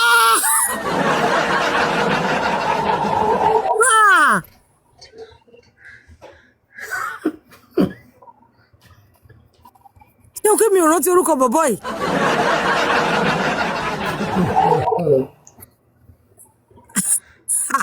Mo gbé lady red abeg na. Ẹ̀rọ àdìkọ́lé oṣó yẹ bọ̀dá ẹ̀dẹ̀ tí ń kọrin láti bíjẹ tàbí jẹ mo kàn ń wòyìn pé kí ló ń ṣẹlẹ̀ jẹ́ ti di bọ̀dá àti sìstá mi. Mo ṣe nǹkan lọ. Orin tó kọ ṣe bí orin yẹn trend di pẹ̀lú oh god damn shit. wọ́n ní wọ́n trend mi ò gbórin yẹn rí ẹnu ilé mi ti ń gbórin yẹn o. ẹ gbọ́ ayaba I didn't know mi ò rí o àwọn bíbí tí ń ṣe plan work lórí èmi náà ojú abẹ dúró ẹ má tí ì lọ o kó wáyé pé nígbà tó bá máa palẹ̀ mọ́ canopy tí yín èmi lọ́ fẹ́ tẹ́ canopy because by now a ti máa di wiz next ta ni wọ́n ti parí tèèyàn kan àwọn ní ti tẹni tó dé láàrin tẹni tó ń bọ̀ àmọ́ next patience. ẹwọ yé pè mí mò ń pe gbogbo yín látàárọ̀ ìgbé kan mi máa ń pè mí padà sí get out. òun dànù àwọn ọmọdé fẹ́ fi nǹkan hàn ó yẹ ti sànù kí lorúkọ wọn náà. mo yé kí àwọn èèyàn máa pè mí kí n máa kọ́ ọ̀tẹ̀kẹ́ máa pè mí padà get out.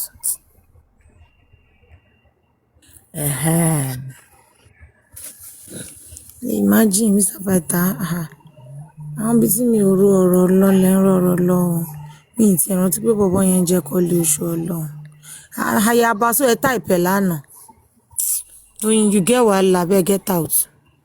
Hold it like that. Hold it. I love it. We like Asha. We like Asha. Wow. Ẹ ṣé gan-an. Ẹ ṣé. ta ló wá rẹ́rìn báyìí ẹ̀rín wọ́n dẹ̀ ń pa mí don't lẹ́rìn. leave me get out. máa pèèyàn lẹ́ẹ̀kan èèyàn máa kọ́ ọ̀tẹ̀ máa pèèyàn padà kó ṣì dànù jàre. wọ́n pe almost 10 people ní church kò sí kankan ní wọn tó gbé kọ́ wọn á ń da kọ́ọ̀bù nísìn kó ṣì náà jọ. kí lorúkọ mò ń bọ̀ ó sì kéèyàn kan jàre. ẹ bá tiẹ̀ ti pèèyàn lákọ̀ọ́ bá ti cut call lẹ́ẹ̀mẹ́ta you leave that person. ẹni kọ́ ṣé mánà la máa pè ní àbí orientation. Nonsense.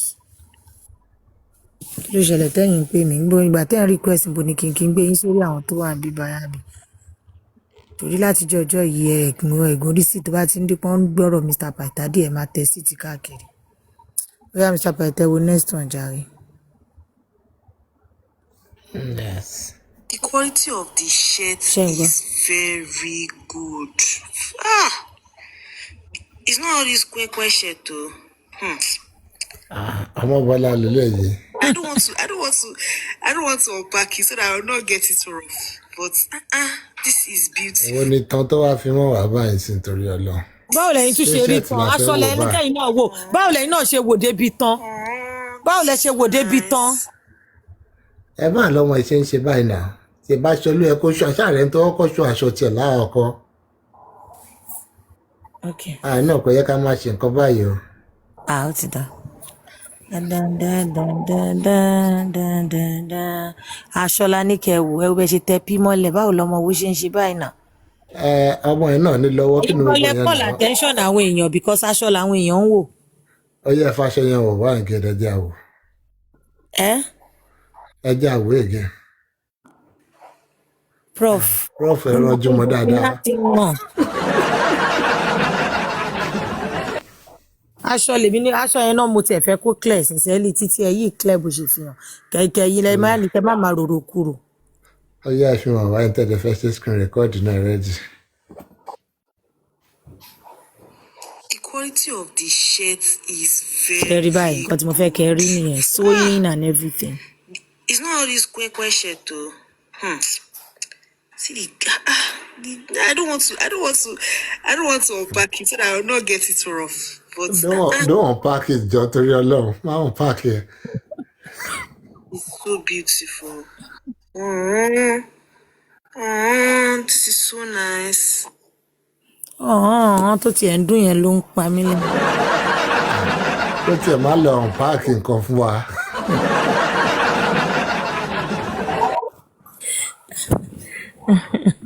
ó jẹ́ ṣe àfi bí ẹni tán ṣe pàpà fún.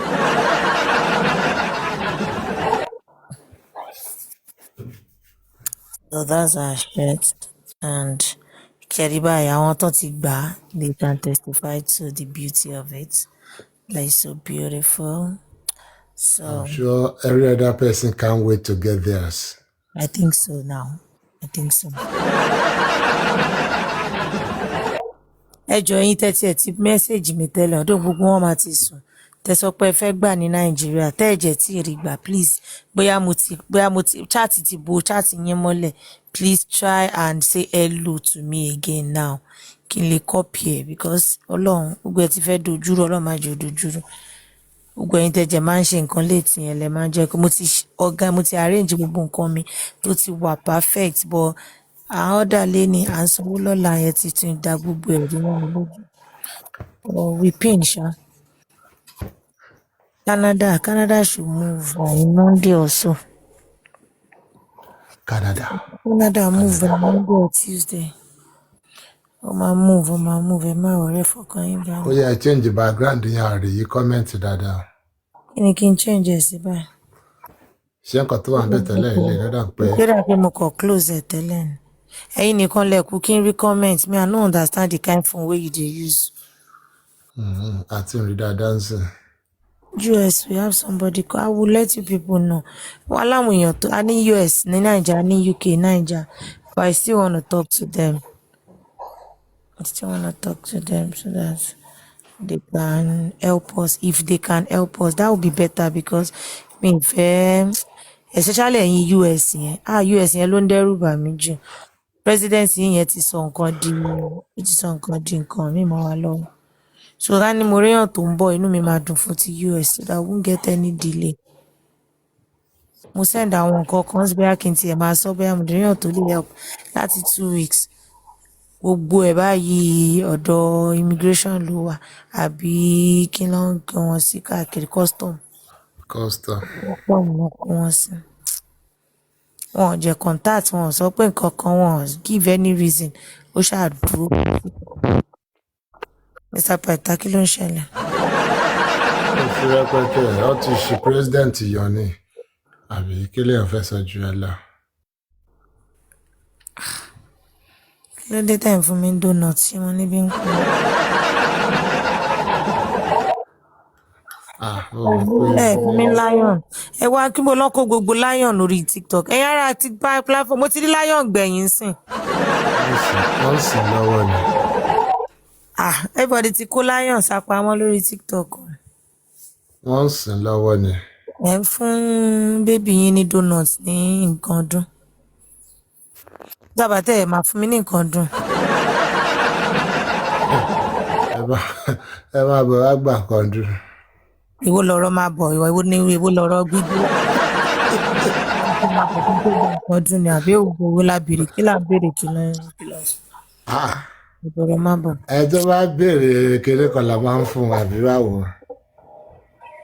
Èwo lọ́wọ́ lógún máa bọ̀ mo béèrè ráìsì ìṣísè lọ́wọ́ yín tẹ́fí ní máa bọ̀. ó yá kí lẹ fẹ́ gbà ẹ́. Ẹ máa sẹ́ǹdì nǹkan dùn sí mi. Tẹ́mi kí lẹ fẹ́ kí n sẹ́ǹdì sí yín kí n sẹ́ǹdì ẹ̀ kí n tẹ̀ sí yín àbí. Kí lẹ̀ ń tẹ̀?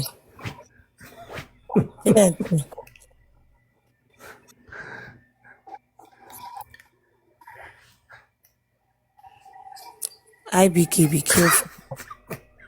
Be careful. Be careful, okay? ẹ sọkọ tẹ fẹ́ bá ti sọkọ tẹ fẹ́ máa Ẹ fún mi sẹ́ǹdì. lẹ́ẹ̀ tẹ́ bá fún. Èwo tún ni kú díẹ̀ ẹ ṣé jàre màmí.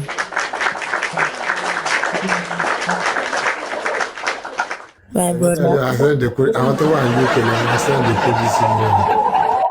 Victory is mine. Victory is mine. Iṣẹ́. Thank you for the gift. Ẹ máa ju love. Ẹ ṣubú ẹ máa ju love. Kí ni mo fẹ́ sọ ń sìn? Dọ́là bá àbọ̀ mo ti fẹ́ rí dọ́là. Ọlọ́ bá ya dọ́là.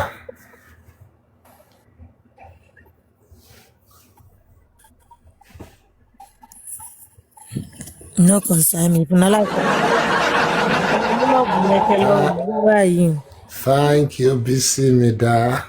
Ò mú ọ̀gbìn mi.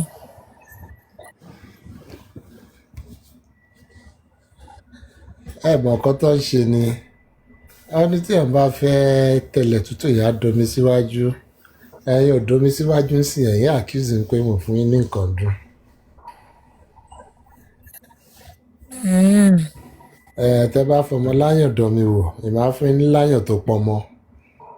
Mr. Baita, pedicure tẹ́ ṣe lánàá ṣé ẹ kẹsẹ̀ bomi níbo mo ti ṣe pedicure. tí mo gbé yín lọ ṣe? Ẹ gbé mi lọ ṣe ẹ ti fẹ́ máa ṣe fracas pẹ̀lú mi àbí? Ẹ lọ sí gbé mi lọ ṣe pedicure. Kémi àti Ṣé ń bring it on ni? nígbà tí mo jókòó lé yín nìkan tí wọ́n bá yín ṣẹ̀ṣẹ̀ yín tí mo jókòó lé yín lórí ẹsẹ̀ yín. Ok ṣé level tá a fẹ́ wọ̀ nìyẹn sìn kò sí wàhálà. Mr. Baita bàbá mi ṣe fracas ìranu ẹjọ́ tó lọ. Èmi ò lẹ́mìí ẹ̀wọ̀ ẹ̀ra fi mí lẹ̀ jẹ́jẹ́ fracas mi. Báwo tó ní máa kọ́ṣẹ́ Mr. Baita ẹ má fi mí kọ́ṣẹ́ ọjọ́ torí Ọlọ́run. Èmi ò gbó o.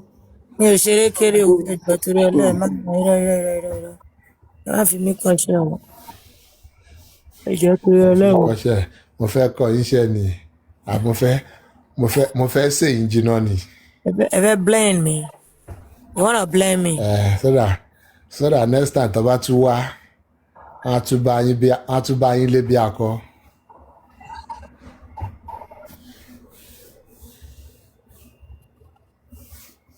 Èmi tí aláwọn tèmi ti ṣe ń bí nsìnyí èmi náà bá dé kí n máa ṣe apology bá pé gbogbo ẹni tí mo ti ṣe during the course of the year.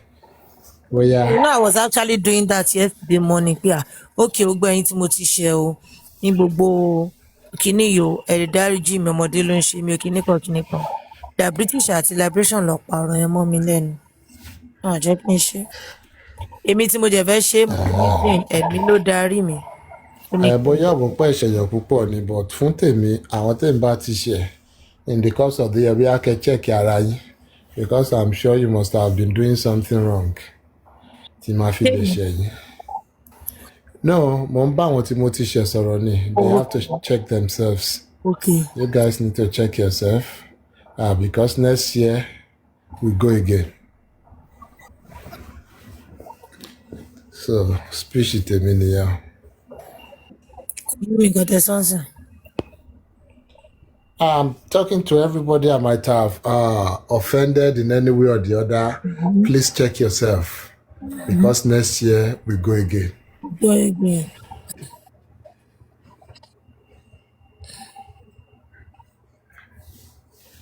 I want to retí apology ọkàn lẹ́nu yẹn. Lè get here. Yeah, we stay wicked. We double the wickedness next year.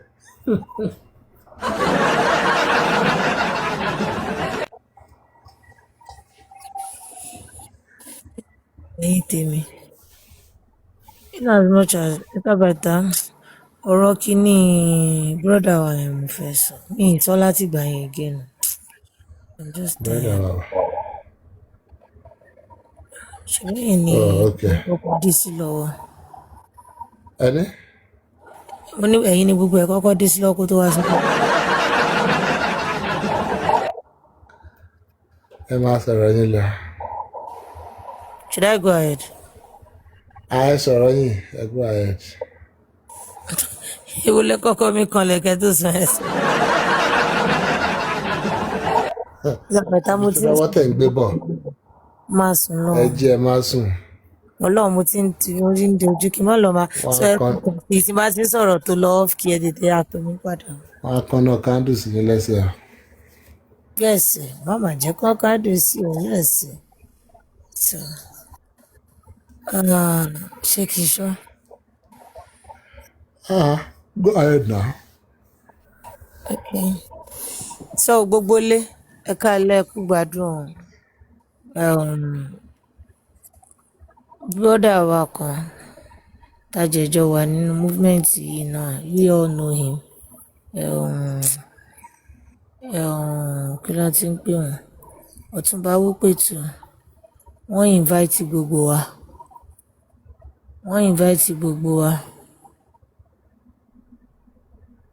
Oh, okay. Sorry. No, I've sent your own name. You will get it. You will get your own, ma. I've sent your name. I mean those that have not sent their own.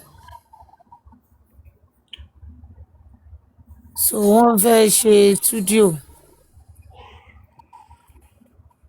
Ah, ẹ má bínú o, mo ń type mo jẹ́ ń sùn.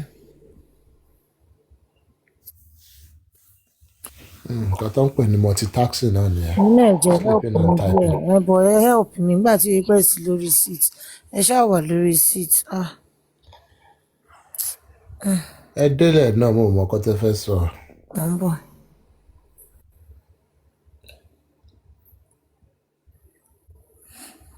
Address.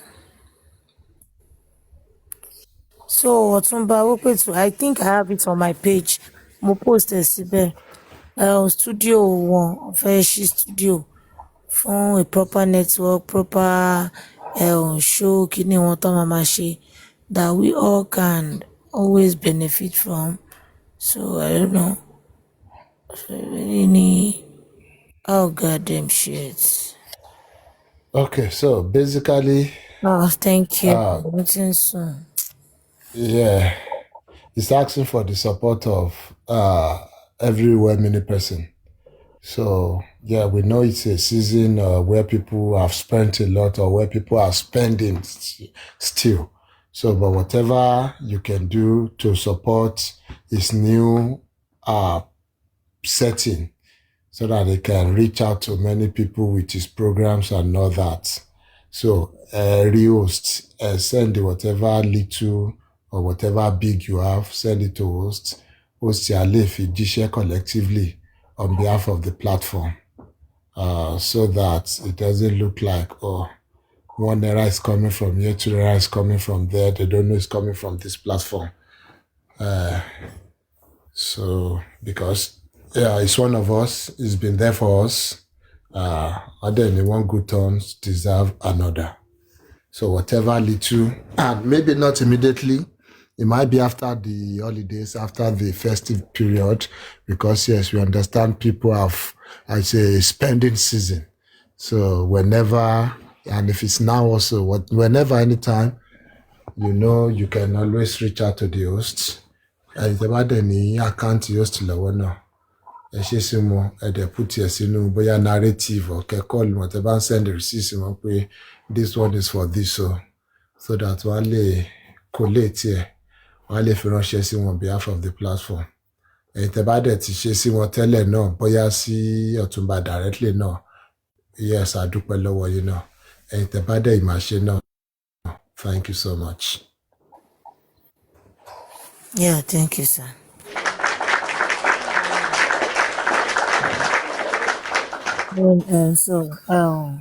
Fine. We're trying to gather it together and give it to him with the name of the platform. Tabani Kekoloma drop anything síbẹ̀. Another thing we are looking at is we might not even know if anybody is really giving the support and everything. So as a platform, let's put it together. Whatever we can come up with in the name of the platform, we will send it to him. He has been a wonderful brother to us all, and he deserves to have that studio because knowing whether we like it or not, we are always there on his platform when he's having his show, and we see how the network sometimes is messing him up. So it's a good thing for him trying to come up with having a studio. So and he's looking he can't wait to have it. Or we want to I don't even know. Because it's like he said launching or something. So please, in the name of our own platform, we can not launch his studio by sending something down. Maybe not now. We can still do it January. I'll look for a time in January that we can put it. That will be the deadline. But January, we should give it to him because we understand the expenses going here and there. Boyjo Toreleba Afiwonsokan is our brother, and this is the first time he's asking us for this kind of support. Please let's do it with our whole heart. Thank you and God bless. Okay, ẹ ṣe host, kẹ má sùn mọ́ wa lọ́wọ́. Yeah, no, so many thank you for always being there. Thank you for always supporting. I love you all. God bless you.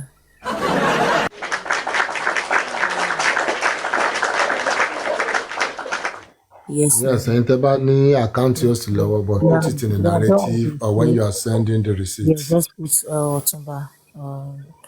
You can just put narrative. Although we are done with the shirt, so the account is free for now again. But put it there as narrative like Otumba. I hope it. Thank you. Eshegun, God bless you.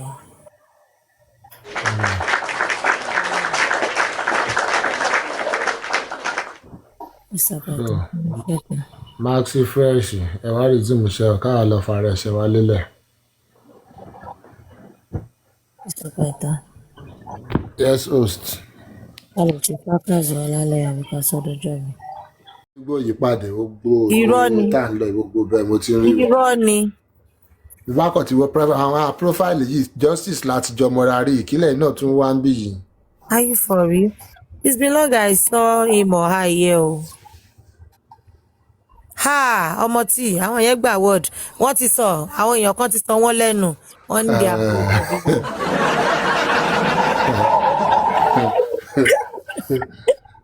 kí ló kan rọ àwa yìí. àwọn èèyàn kan ti sọ wọ́n lẹ́nu. kí ló kà wá nù. Mo jí lánàá báyìí tí máa wo comment section mi báyìí ni mo rí child of God yìí ló kà sí wọn lánàá wọ́n ṣàtẹnumọ́ landlord dé yẹ ìdí mo ṣàwọn pé landlord dé wíyẹ láago mélòó Mr. Pẹ̀tà wà ń bò ìṣe o ìtọ́gàrí àbí wà láyé náà wasting our time wọ́n láwọn tó wọ́n láwọn ní can you stand up and do 360 for us. orí ọmọ yẹn ò pé ni ló fẹ́ ṣe ṣòkò tí lọ́kọ́ṣẹ́ dáadáa. ẹ̀yin náà wàá kúkú lọ́ọ́ mú ṣeré. kò ní moderator kò bóyá kan ló mọ bọ́ ẹ̀ ń bí block. wọ́n ṣe 360 yẹn. kò ṣe 360 kò dábí lóhùn. ẹ lè imagine kírú ọmọ yẹn máa dáhùn ká àgbà blogger kan wá ní ká gbà blogger ṣe 360 kan wá dìde no be èdè bí dá. Maxi Fresh ẹ ti wà ń bẹ̀ yẹn.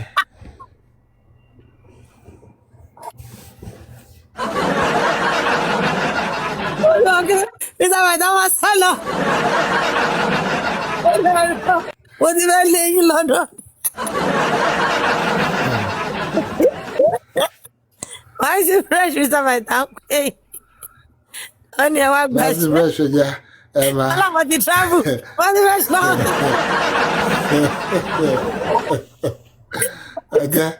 ẹjẹ́ ètè máa padà bọ́ lélé kókó ń tá gbé. Ọmọ tí ìṣẹ́ fẹ́ wá bá Mr. Pẹ̀tà ní kí ló ṣẹlẹ̀ gangan. Ẹ fi Mr. Pẹ̀tà lẹ̀ mo ti mọ̀ mo ti rí request yín. Ẹ fi Mr. Pẹ̀tà lẹ̀ o. Ṣé ẹ mọ̀ pé spicy gist lọ sórí live yẹn. Ó lọ bá girl yẹn pé so when you finish live, Mommy Sabot says you should contact her. Mommy Sabot wants to talk to you. Then no, I don't want to talk to anybody. After this live, I'm not going to talk to Pythani. Ẹ̀sìn rèé o. What's the thing that spicy gist? Yes. Olóṣì ni ojú tí wàá lè jẹ́ kó bọ́lẹ̀ lọ. Mo ti bẹ̀rẹ̀ rí o. Ẹ wá máa wò pé ṣé Mr. Pẹ̀tà ló ń táìpù ẹ̀sìn dé. Mr. Pẹ̀tà ẹ̀jẹ̀ máa bá mi fi níṣẹ́ ló dúró pa síbẹ̀. Bọ́ọ̀lù tó máa ń ṣe báyìí pẹ̀lú ọ̀gbọ́n ẹ̀jẹ̀ máa pákéjì. Àìmọye ètò kan pé iṣẹ́ bẹ̀rẹ̀ ni. Òdẹ bọ́lẹ̀. Wọ́n tún wá sọ òdẹ bọ́lẹ̀. Wọ́n tún kọ òdẹ bọ́lẹ̀ àdúrà. Òdẹ bọ́lẹ̀. Bọ́lẹ̀ náà ààbò nílé. Mr. Pẹ̀tà with his full chest ni o. Ẹ wo àwọn tí wọ́n náà mú bí sọ wọ́n bẹ̀. Wọ́n ní gbogbo wọn ṣe báwọn sọ wọ́n náà ní ẹ̀yìn ẹ̀ fẹ́ kú àwọn tí bàbá. Kí ni o wọ́n ń tag Mr. Pẹ̀tà ṣe ọmọ tí ìyẹn náà lọ bẹ̀ wọ́n fẹ́ sọ di fracas. ìkan gbé mi ṣépè lójú méjèèjì bẹ́ẹ̀ ni mo tiẹ̀ dá lóhùn nǹkan tó bá wọn ṣe. àfìgbà tí mo gbóhùn ọmọ àlè àtọ̀lé yìí náà bẹ́ẹ̀ ṣàrọ̀. Ẹ má máa pè látọ̀ lé mọ orísun ẹ̀jẹ̀.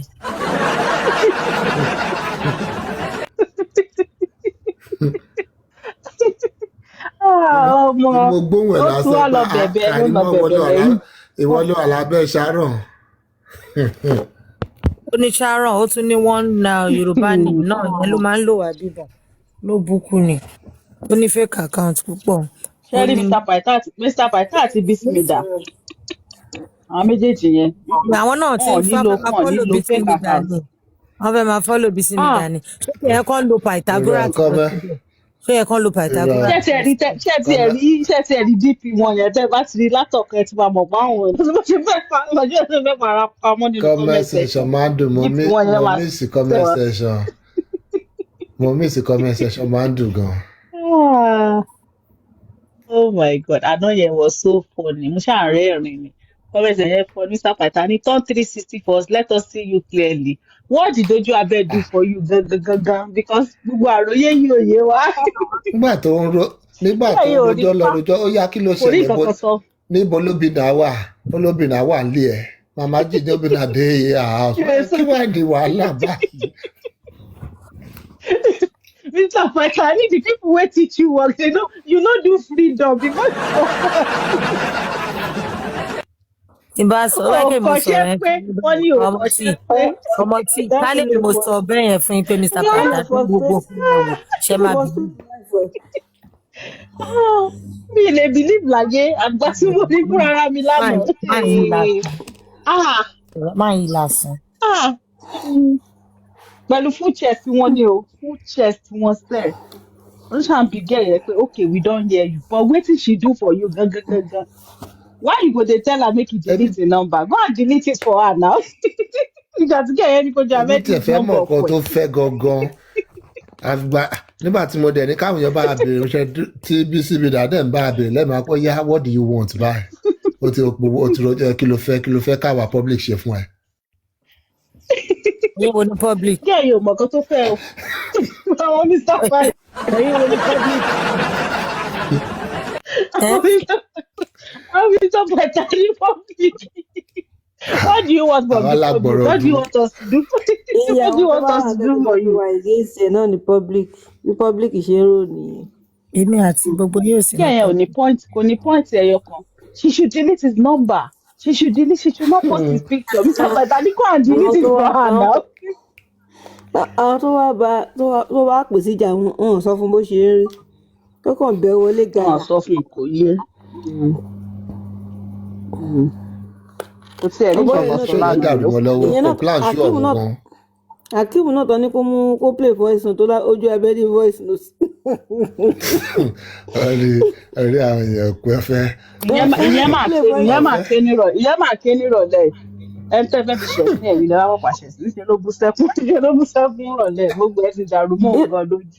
Ìrọ̀ náà ni kò dàrú mọ́ lọ́wọ́ kò mọ ibi tó máa bọ́ sí mọ́ni lẹ́gbàá fẹ́ sábọ̀dì náà lẹ́gbàá. kọ́kọ́ fún yín tí mo understand pẹ̀lú gbogbo people yìí. Winning team láti máa fẹ́ gbogbo náà la mọ̀ it's not even about winning team nìkan.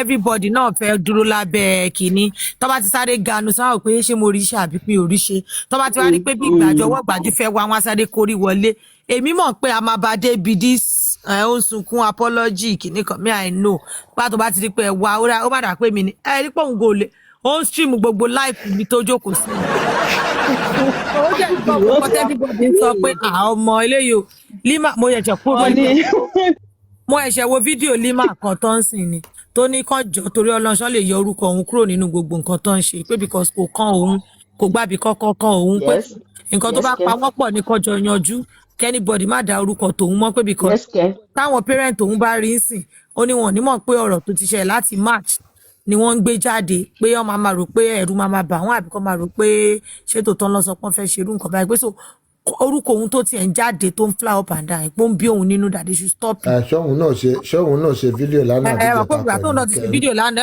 everybody náà ti rí the return of dùgbẹ̀dùgbẹ̀ tó ń bọ̀ lókè yìí kò sẹ́ni tó fẹ́ kówó lù òun lórí even àwọn tó Sister Temi ṣé ẹ rántí gbà tá a sọ pé gbogbo káyà mátà yẹn pé rúmọ táwọn náà tètè dá sí wọ́n wá winning team ní ibi tí wọ́n bá win ní máa mú tẹ́ǹtì mi sí. Tí adé dúró gallant ní iṣẹ́ bá yí mọ́ wọn lọ́wọ́. Sister Temi, Because ṣé ẹ rántí pa sọ pé gbogbo káyámátà yẹn pé promo ni? Ṣé ẹ rántí pa sọ pé promo ni gbogbo káyámátà yẹn? We said it now. You know say we talk am say na promo. We said it. Gbogbo ẹ̀ náà lọ fi bú wọn. nǹkan tó tiẹ̀ pa mí lẹ́rìn nígbà tí mo hàn lé sí ṣó Akeem lálẹ́ tó ń stream Mẹ́sàbọ̀ ṣe ń ṣépè fún tó wọ̀n fún bẹ́ẹ̀ ṣẹ́ríkan tó ń sọ mo ní wèrè ní ẹ̀ṣẹ̀ bó lẹ́nu kílé tó gbé ìbú tiẹ̀ padà kí mọ́tò kọlù ẹ̀ straight. Power pass power. Ibi tí tẹnìkan ti parí tí tẹnìkan ti bẹ̀rẹ̀. They never expected it. Wọ́n náà ń gbé ẹṣẹ́ pé báyìí òun wò kí lórí tó ń sọ̀rọ̀ padà. níbo làwọn àwọn tó wá bẹ̀rẹ̀ àwọn lantern níbo náà kó sí wa. Wá ó jáde. Lantern go candle ni mọ́mí dùn sí i. Èwo tún lantern àtùpà candle ó ní lantern. àwọn èèyàn ló dálẹ̀ àti gismo tó ń ṣe Àwọn náà respect it. Wọ́n respect it. Ó sad. No, see, truth be told, wọ́n plan kìíní ni because ẹni tó bá wo show Akeem níjẹta àbí jẹrin ẹni tó bá wo show Akeem níjẹta àbí jẹrin ọ̀rọ̀ Jumi marketplace àti bóyá Motun kan lọ́jọ́ bára wọn fa wàhálà ní South Africa. Ojú abẹ́ wà lórí platform ẹ̀ níbẹ̀ òde bẹ̀rẹ̀ sí ní ju sub sí ọ̀nà ọ̀rọ̀ tọ̀lẹ̀ ń ṣètù lọ́wọ́ tójú abẹ́ ní àkó ìfijúmi sílẹ̀ gbákan àwọn kan lóde sọ pé bẹ́ẹ̀ lọ gbé màálùú tí ò tí yọmú lẹ́nu yá ẹ̀ lọ gbé wá fún bẹ́ẹ̀dì ẹ̀ ojú abẹ́ dẹ̀ fẹ́ dà sí eré pẹ̀lú ó ní pé rárá torí pé ojú abẹ́ ní kó máa bọ̀ ni ojú abẹ́ ní kí Jumi máa bọ̀ lọ́dún káwọn de-escalate. irọ́ kó tó dìgbà yẹn ojú abẹ́ sì wà lọ́dún ẹ̀ tó ti kọ́kọ́ yọ sójú abẹ́ lára ojú abẹ́ wa náà yá ṣó fídíò yẹn lójú abẹ́ sọ pé aláàtìṣe ló gbé wá ń pòwọ́n tiẹ̀ mọ̀ pé irú nǹkan bẹ́ẹ̀ ló gbé wá in fact gan ọ̀pá láti ṣe lórí fún tí yẹn ní àìrọ́ àwọn màálù yẹn rárá ní wọ́n bọ́ ẹ máa ń rí nìyẹn tọ́dẹ̀ sọ sẹ́rẹ́ the next thing ló tún ju ṣọ́ọ̀bù kejì ó ní ojú abẹ́ ṣe máa lọ sí online pé 1.5 lòún ra màálù yẹn 500,000 ló rà ojú abẹ́ wà lórí síìtì ń bẹ̀ lọ́dún ẹ̀ ń bẹ̀ ojú ṣọ́ọ̀bù méjì ẹ ti mọ̀ pé ó ń wá ó plan ìjà fúnjú abẹ́ ni kójú abẹ tó ṣẹ̀ wá bọ́lẹ̀ lọ́dọ̀ ẹ̀ tó ṣẹ̀ wá lọ pé Jumi pé kó má wọrí kó jẹ́ káwọn fàájà lọ́dọ̀ òun ó dẹ̀ fẹ́ dis-escalate ni so it was a planned work already otherwise I don't see the reason why tọrọ Jumi ṣe máa kọ́ ń pé ọ̀rọ̀ màálù ojú abẹ àbí 1.5 million àbí 500,000 so ó backfire mọ́ wọn lọ́wọ́ ni it was a planned saga. Especially with him apologizing to those people in the morning. And then coming for her at night. You cannot say it was not planned. You cannot say it was not planned. They just backfired. They actually thought they were going to use that to bring woman here down. Everybody would be against her and everything. But at the end of the day, you're not working with receipt ọ̀gá. Ọkọ yìí ló ń dọ̀bálẹ̀ fún mi yìí o. Nígbà tí ìyàwó tó tọ life under 3-5 minutes tí 2,000 tí ń mú ló tán. Lè mú wálẹ̀. Ojú abẹ́ wọ 7,500 at a point. Yes, now. Money well done. It's right. You want to what 3 point something money? Damn it. Ẹ̀gbọ́n mi pè lẹ́yìn. Ẹ̀gbọ́n mi sọ tó ń fojú abẹ́ rí báyìí. Mo ní mo láti wà lẹ́nu ẹ̀ láti 4 days. Wọ́n ní rọ̀ wọ́n náà ẹ̀ṣẹ̀ rí lánàá àtẹ̀yìn ní òun.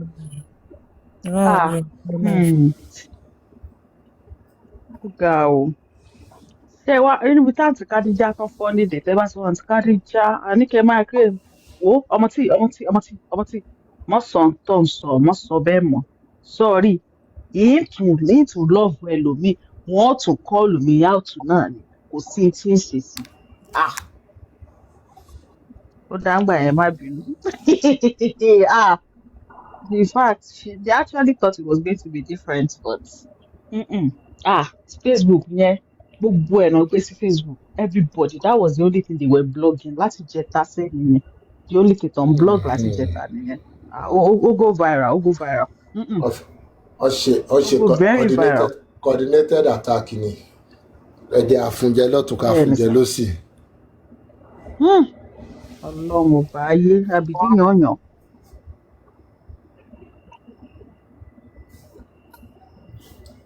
Kò lè jọ síta tébì lójú náà ó fẹ́ fara pẹ́ tó ṣe lẹ́yìn náà. ọmọ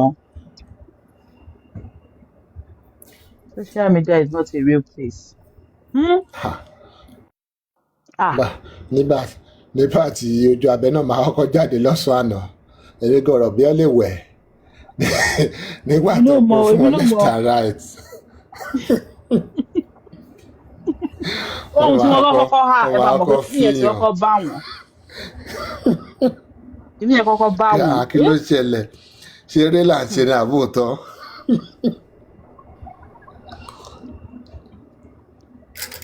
Especially since you and that person yẹn ní já ti tẹ̀lé ẹ ṣì kú lọ́sàn-án èlò. lórí Ó jẹ́ pé lórí bóyá pé ẹ̀ mo já lè má ṣẹ̀ bọ́ mọ́. ọmọ yìí jà fẹ́lẹ́ sílẹ̀. Bẹ́ẹ̀ ni. Ó dẹ̀ lọ bẹ́ẹ̀ yẹn. Lọ́mọ. Inú èèyàn ní wọ́n á fi kéèyàn voice ṣàmọ̀. note alẹ̀ voice note yapa o receipt yapa nǹkan tó dẹ̀ máa ń sọ nìyẹn Àti ó yapa where is the evidence ẹ gbé jáde ẹ jẹ́ ká rí tábà ti rí ẹ̀ wọ́n ti ní adájọ́ ká ìwé dúró yẹn dè ká lọ́la bá báyìí. Àdúró dè lọ́la kò sí báyìí. Wọ́n ti anything lọ́la ni. nǹkan tó Ìbò bá kò wà sí níta kankan. ó máa implicate gbogbo wọn tó bá tiẹ̀ wà ńlẹ̀ Bẹ́ẹ̀ ni. nǹkan tí wọ́n ṣe lè gbé Bẹ́ẹ̀ ni. síta ni ó máa implicate gbogbo wọn so that's why it won't come out. Ó slip lẹ́nu àtùpà yẹn náà. Ó ní àwọn táwọn bá fẹ́ gbé jáde àwọn máa ń láti kọ́kọ́ edit ẹ̀. Ó slip out of am náà. Ó Ẹ máa fẹ́ edit implicate ẹ̀ àwọn tó báwo? pọ̀ so that's the issue. It is well o. voice note tí mo fi mọ Well. lójú tí mo náà bóyá kẹ́ bá wa gbé síta. Ẹ tún mọ rí Ṣé ní kí tó ń sapàtà? ọmọ tí kí lẹ́yìn Sapàtà ọmọ náà. tó jọ ń Kò lè jẹ́ mi. Ṣé mo mọ fóònù gbogbo? kí ló tí ò lè Sapàtà jẹ́ èmi. yìí Sapàtà ẹ̀. kí ló tí Sapàtà ò lè èmi jẹ́ bí yẹn bò ọmọ èmi tí kọ́ ọ.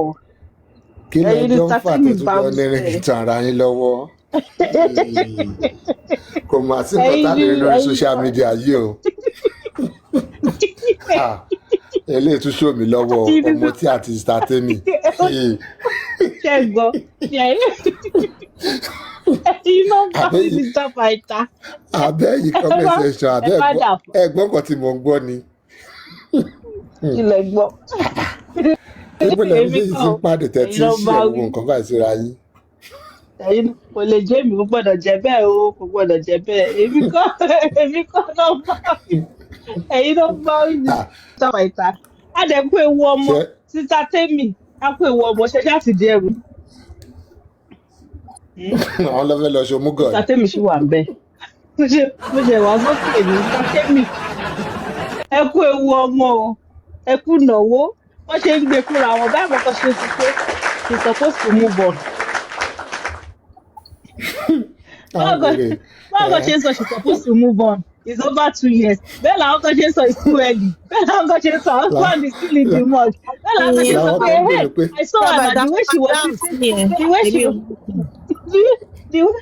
the way she was eating at Iyabo Ojo's party. I know she must be a nursing mother. Only a nursing mother can eat corn like that. Mo kẹ́ tí yìí ti ta sẹ́ẹ̀ tí yìí ti ta tí yìí ti ta sẹ́ẹ̀. Ó tún jàgbàdo bí ẹbí nursing mother. Ẹni tó fi six jàgbàdo bẹ́yẹn. àwọn Tí yìí ti wèrè ta. àwọn béèrè pé did Orí yóò lè Mohbad come pé mọ́. back did Mohbad come back to He came back to náà ni. impregnate am. That is why we need the Onata DNA. You see wetin we dey talk. That girl no dey faithful. Why she go don kí born nìyẹn after ní 2 ṣe years? You see? Hey. Àwọn àwọn ọlọ́pọlọ lílọ. wèrè rúmọ̀ táwọn Yeah. Naira Marley tì síta fún And wọn now nìyẹn some wọ́n ti said jọ ya na wèrè. twins. Wọ́n ní a boy and a girl. Ẹnìkan dẹ̀ decide. Mo mọ bọ̀bọ̀ tó decide tó bẹ̀rẹ̀ yẹn o. Bọ̀bọ̀ yẹn mo ti spin month yẹn. Òun ẹ̀mí ló náà bẹ̀rẹ̀ mọ̀ ṣe kí bí yẹn ní ẹsẹ̀. bóyá 4,000 irú àwọn tó máa lò nìyẹn wọ́n á lò ní 4,000 follower wèrè Ó ní kí lorúkọ ẹ̀ I hear say Mohbad wife don born and they say na twins.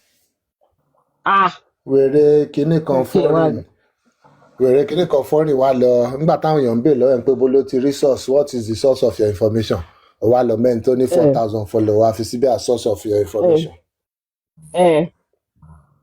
Wọ́n tún wá gbé fídíò bí tó ti ń jẹ sífù lọ́dọ̀ Ìyábọ̀ Òjó. Ìyẹn ló tiẹ̀ pa mí lẹ́rìn. I talk am now. Person no fit dey chop seafood like this make e no be nursing mother. The way she dey chop that corn, I know say na nursing mother. Mo pé which èrè ni corn? wọ́n wàhálà wọn nìyẹn ó bímọ Another náà nìyẹn ọlọ́run á ó wò bí ọlọ́run á nìyẹn dá o. sí i. Ah, Ọlọ́run náà ní ká máa bí sí ká máa rẹ̀ sí ni olúwa ṣeun. Ó ti bí nìyẹn. Ọmọ kọ́jà kí social sista tèmi media. ṣáà máa yí mọ́ èmi lórí ni torí máa lọ sọ pé èmi ni bàbá bébì ń sìn. Wọn ò lè sọ bẹ́ẹ̀ o. Sátẹ́mi ẹ gbọ́. Mo sọ. Sátẹ́mi ṣáṣá ti di ẹrù yín. Omúgọ̀ ya. Ẹni tó dẹ̀ yẹ kó ṣe ìyá bébì ni wọ́n ń kó fún lórí social media lọ́wọ́ báyìí wọn ò lè lọ tó yẹ kó ṣe ìyàkọ́. Ojú abẹ́ ló yẹ kó ṣe ìyàkọ́ ojú abẹ́ bízì lọ́wọ́. Ojú abẹ́ bízì àwọn ló yẹ kó lọ ṣe omúgọ̀ wọ́n bízì. Wọ́n yanjú àwọn ọmọ wọn social media lọ́wọ́. ẹlẹ́ni àdàbí tójú abẹ́ máa pẹ̀lẹ́ wọn lọ́wọ́ lórí náà nìyẹn pé ẹ̀yin tẹ́ ẹ̀ jẹ́ kí n rómú pọ̀ sí i ọlọ́run á wù yín o. Ọlọ́run á dá fún gbogbo yín. Social àdàbí lọ́ media máa pẹ̀lẹ́ yìí wọn lórí. lásán. Sister Temi, mo ṣáà ń wò lánàá pé which kind sleep that woman go sleep that 2 days ago stroke yesterday. Her body go dey boil. Àwọn kan ní má jáde, má jáde. Ọmọ. But I'm glad èèyàn tí wàá mọ ẹni tó tún ní best interest òun lọ́wọ́ àpò ilé tó ní kí n jáde ṣé kò ń pòun náà fẹ́ mọ̀ pé kí gbogbo ẹ̀ kú diṣu àtayànyàn ni a máa ṣẹ́gun gẹ́sì àwọn ọ̀rẹ́ ẹ̀ gan pé ṣé ilé náà ní best interest mi lọ́wọ́ àbóun náà ní angle tóun náà fight from. But that Mama G dey try for Ojo Abel. She's everywhere defending her sister. That woman dey try o. Mama G ẹ̀gbọ́n wọn yẹn mú kí ẹ wọ́n gbà wọ́n. ṣé wàá jẹ́ ẹ̀pà àbúrò mi fún mi. Lè mojú abẹ wálẹ̀ kò sí tẹ́fẹ́ ṣe lè fi wálẹ̀. Ojú abẹ fine bí egbin mọ̀ ni. Ó wọ̀ fine gan ni. Bí egbin mo ṣàlàyé ní kí Mama G ẹ lọ sùn jàre. Ẹ lọ sùn jàre. She tried o. She really tried for her sister. Come on. She tried. Ọlọ́run. nǹkan tó mú lórí burúkú Kàrímọ́ yẹn náà tó nígbà tí Kàrímọ́ rí pé failure lòun àti sísá nǹkan tó mú tó yẹ lọ́wọ́ attack Mama G lọ́dọ̀ Pamela lánàá nìyẹn.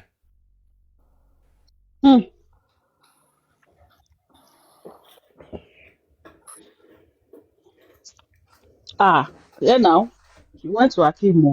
That woman, she dey try. She's everywhere. Na she I dey see for Facebook. Every life by she dey there. Hakeem, má sunkún lórí live. Má jẹ́ káwọn èèyàn rí fóun ké. Má jẹ́ kọ́ta yú ẹ̀ mú ní kíni. Ọ̀tá ti yẹ already. Ọ̀tá ti yẹ already ẹ kúrò nílẹ̀ àti kọjá stage yẹn. Kúrò lórí live má jẹ́ kọ́ta yú ẹ̀ mú ní kíni. Ọ̀tá wo? Mo kankan. Lórí social media yìí. Ẹni tọ́ta ti yọ̀ táwọn ọ̀tá gan ti gbàgbé ẹ̀.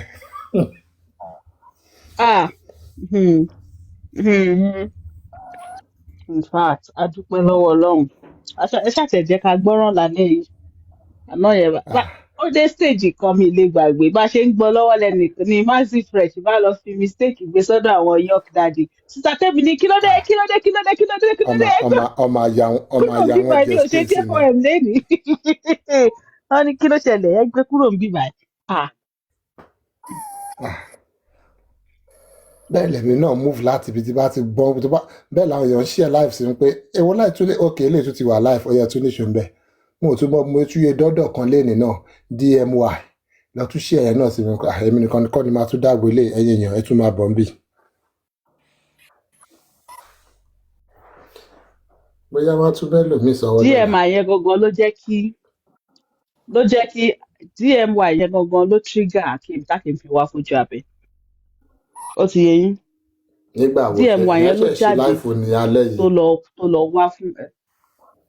No rárá sá o ṣe rí DMY yẹn ní ìjọ Christmas yẹn lẹ́yìn tí ọ̀rọ̀ pé bẹ́ẹ̀ ni Akeem wá ní pé ojú abẹ ló rán DMY jáde pé because ojú abẹ ò lè sọ pé òun ò mọ̀ pé ìgbọ́bọ yẹn máa ṣépè fún òun pé bó ṣe máa bí ojú abẹ ṣe máa ń rán àwọn náà síta sáwọn èèyàn tójú abẹ máa pìtẹ́ pa àwọn ọmọ ń pa ẹ̀ nìyẹn ló ṣe wá fáyà bó ṣe vànà nìyẹn fún ojú abẹ pé ẹ̀yin lẹ rán bọ̀bọ̀ yẹn lè sọ pé ẹ̀rọ bọ̀bọ̀ yẹn pè lágége bọ̀bọ̀ yẹn pè lórúkọ tó pè lóríṣìí tó wá ká lára gan pé bọ̀bọ̀ yẹn máa mú fún ìwé tóun ti ń dòjì wá gbogbo ẹ̀ bẹ́ẹ̀ yẹn bó ṣe wá tanná sí gbogbo ẹ̀ nìyẹn tó ibẹ̀ sí so bọ̀bọ̀ yẹn ti wá rí i pé ó dàbẹ̀ ni pé òun lòun really trigger òun náà fẹ́ try láti iṣẹ́ mọ́ ó wá lóun pàkíyèm lẹ́ni ó gbé wá sórí live ẹ̀ ó ṣàǹsọ kó lọ apologize ìyẹn lòun ò lè apologize apology tiẹ̀ máa ń fix gbogbo damages ní àwọn èèyàn tí ẹ mọ̀ apology tán máa ń sọ pé kí ẹ̀kan apologize ọ̀rọ̀ tó ti go fara tó yẹn bẹ́ẹ̀ nìyá kan sọ lẹ́ni ó ti go fara o ọ̀rọ̀ yẹn go fara gan ó ti go báwọn ṣe fẹ́ fara ọ̀rọ̀ go fara gan ọ̀rọ̀ go fara apology doesn't fix everything abeg but títí dójú abẹ dùn èrò lè vouch ojú abẹ máa dáríjì ọmọ wọn náà ni kó wá ti ìyẹn sábọọdù yẹn àwọn ìpè yẹn tóbi léni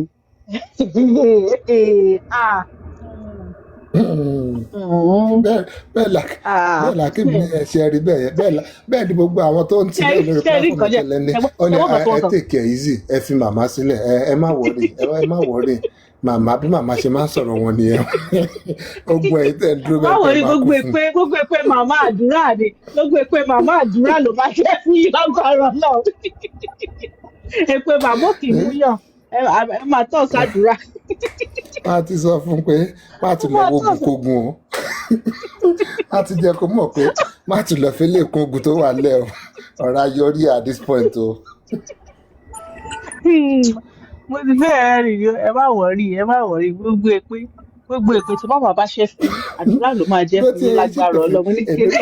ṣé èmi ń dúró pé wọ́n padà fún ìyá ẹ̀ ní pé kìnìkan.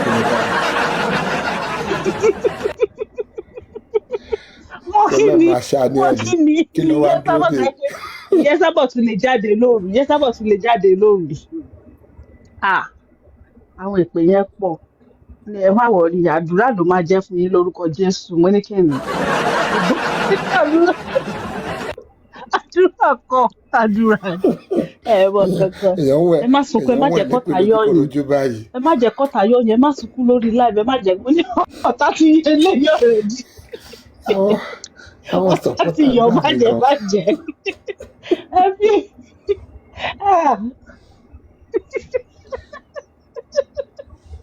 àwọn panelist òfò àwọn náà máa ń kó báyọ̀. àwọn panelist ìyàwó rẹ̀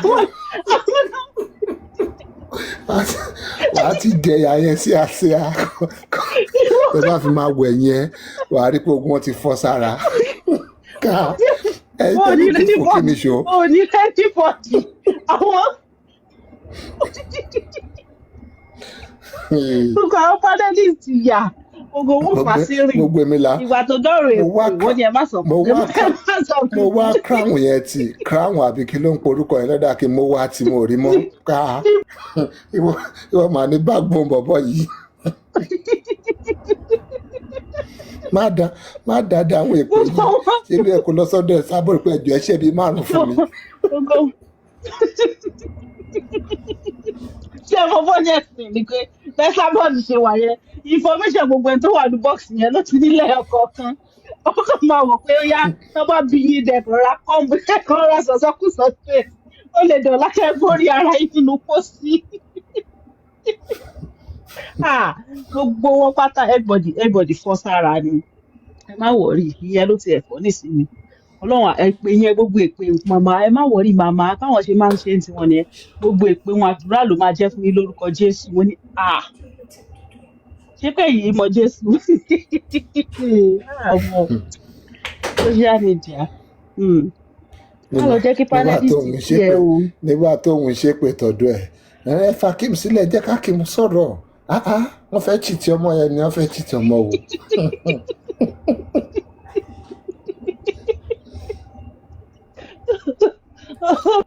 Oh my God èyí tó sì ń pa mí lẹ́rìn ní pé wọ́n náà ní ká ṣe àwọn wò nǹkan tó Yorùbá lè ṣe nǹkan tó Yorùbá fẹ́ ṣe kò sẹ́ni tó lè kùsì yàn láti ṣe lórí social media ó mú ẹ̀ kó ṣe mi o àwọn ni.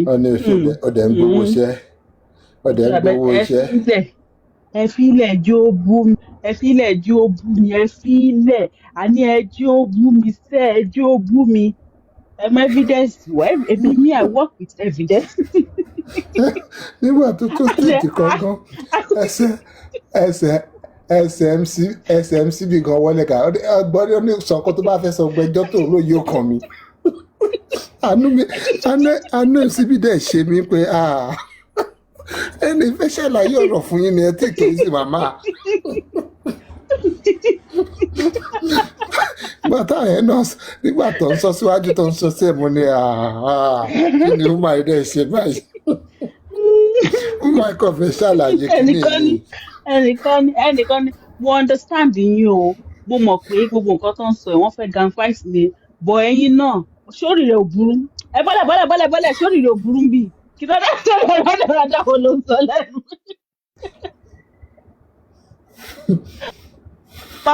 Mama at a point ó dájú àti màmá gan bá fẹ́ ja ẹ̀ṣẹ̀ pẹ̀lẹ́ ní bọ́dí pé ẹni tó bá wà bíbá ẹnu yìí tí bá lè fún yín lẹ́sẹ̀ lójú ọmọ where is the evidence ẹ ó wà lọ́wọ́ mi tẹ́lẹ̀ kò sí lọ́wọ́ mi mọ́ rárá o òun dà ẹ play ẹ táwọn bá play ẹ ìgboro máa dàrú. eléyìí tó fọ́nì sí mi láti mi ní I don't want any settlement. I don't want any settlement. The voice note is ìtọ́jú abẹ́. Is ìtọ́jú abẹ́. Mi ni a ní kí wọ́n play voice note oníwà lójú ọ̀rọ̀ tọ́rọ̀ ló sọ ni. No, wọ́n ní kó explain voice note yẹn. Ṣé ń gbọ́? Ó wá ní pé nínú voice note yẹn ojú abẹ́ pé òun pé ó gbọ́. Ṣé o gbọ́ pé mi sọ wípé kó o kẹ́ ẹ lọ wá àdírẹ́sì Lima láti dá sí ìsìlára ó gbọ́ pé mo sọ bẹ́ẹ̀. Èmi wá sọ pé ṣé èyí sọ bẹ́ẹ̀ ni? Ẹ jọ ṣé evidence tẹ̀lé nínú yẹn tẹ́ ló máa mi gbóró ti. nǹkan tó fẹ́ ba yíyàn jẹ́ nìyẹn. tẹ́ ló máa mi gbóró títí ẹ wá gbà nítorí Ọlọ́run. Ọmọ social media yìí bó tiẹ̀ ṣe ń sọ níjẹta mo rò pé ọ̀rọ̀ kan pé big deal kan ni wọ́n kàn fẹ́ fi acid yẹn wọ́n fẹ́ fi score very very big points. Because there was nothing else they could say tó máa really iṣẹ́ mọ̀ tó máa hold anything. Ìyẹn voice note kan wà táwọn bá play ẹ̀ báyìí ìgboro máa dàrú ayé ojú abẹ́ àwọn máa bring it down ni àwọn máa ṣe gbá. Àti the voice note bóyá títí ọ̀la ṣá. Títí ọ̀la. kílẹ̀ tí ẹ̀ ń lé láti sọ pé ẹ fẹ́ bring èèyàn dá ẹ fẹ́ jà yẹ ẹ bára yín jà ẹ ṣẹra yín yẹ ẹ ṣẹ bára yín jà ẹ wo nípa ẹ fẹ́ bring ara yín dá ẹ fẹ́ bring èèyàn kan down. Ojú abẹ́ mo máa celebrate downfall ẹ̀. Mo máa celebrate downfall. Mo máa polórin wa. Àní tẹ́ bá tẹ̀ tí ń wo point táwọn èèyàn ń lò láti bá yín jà ẹ máa mọ̀ pé this person is just jealous about you.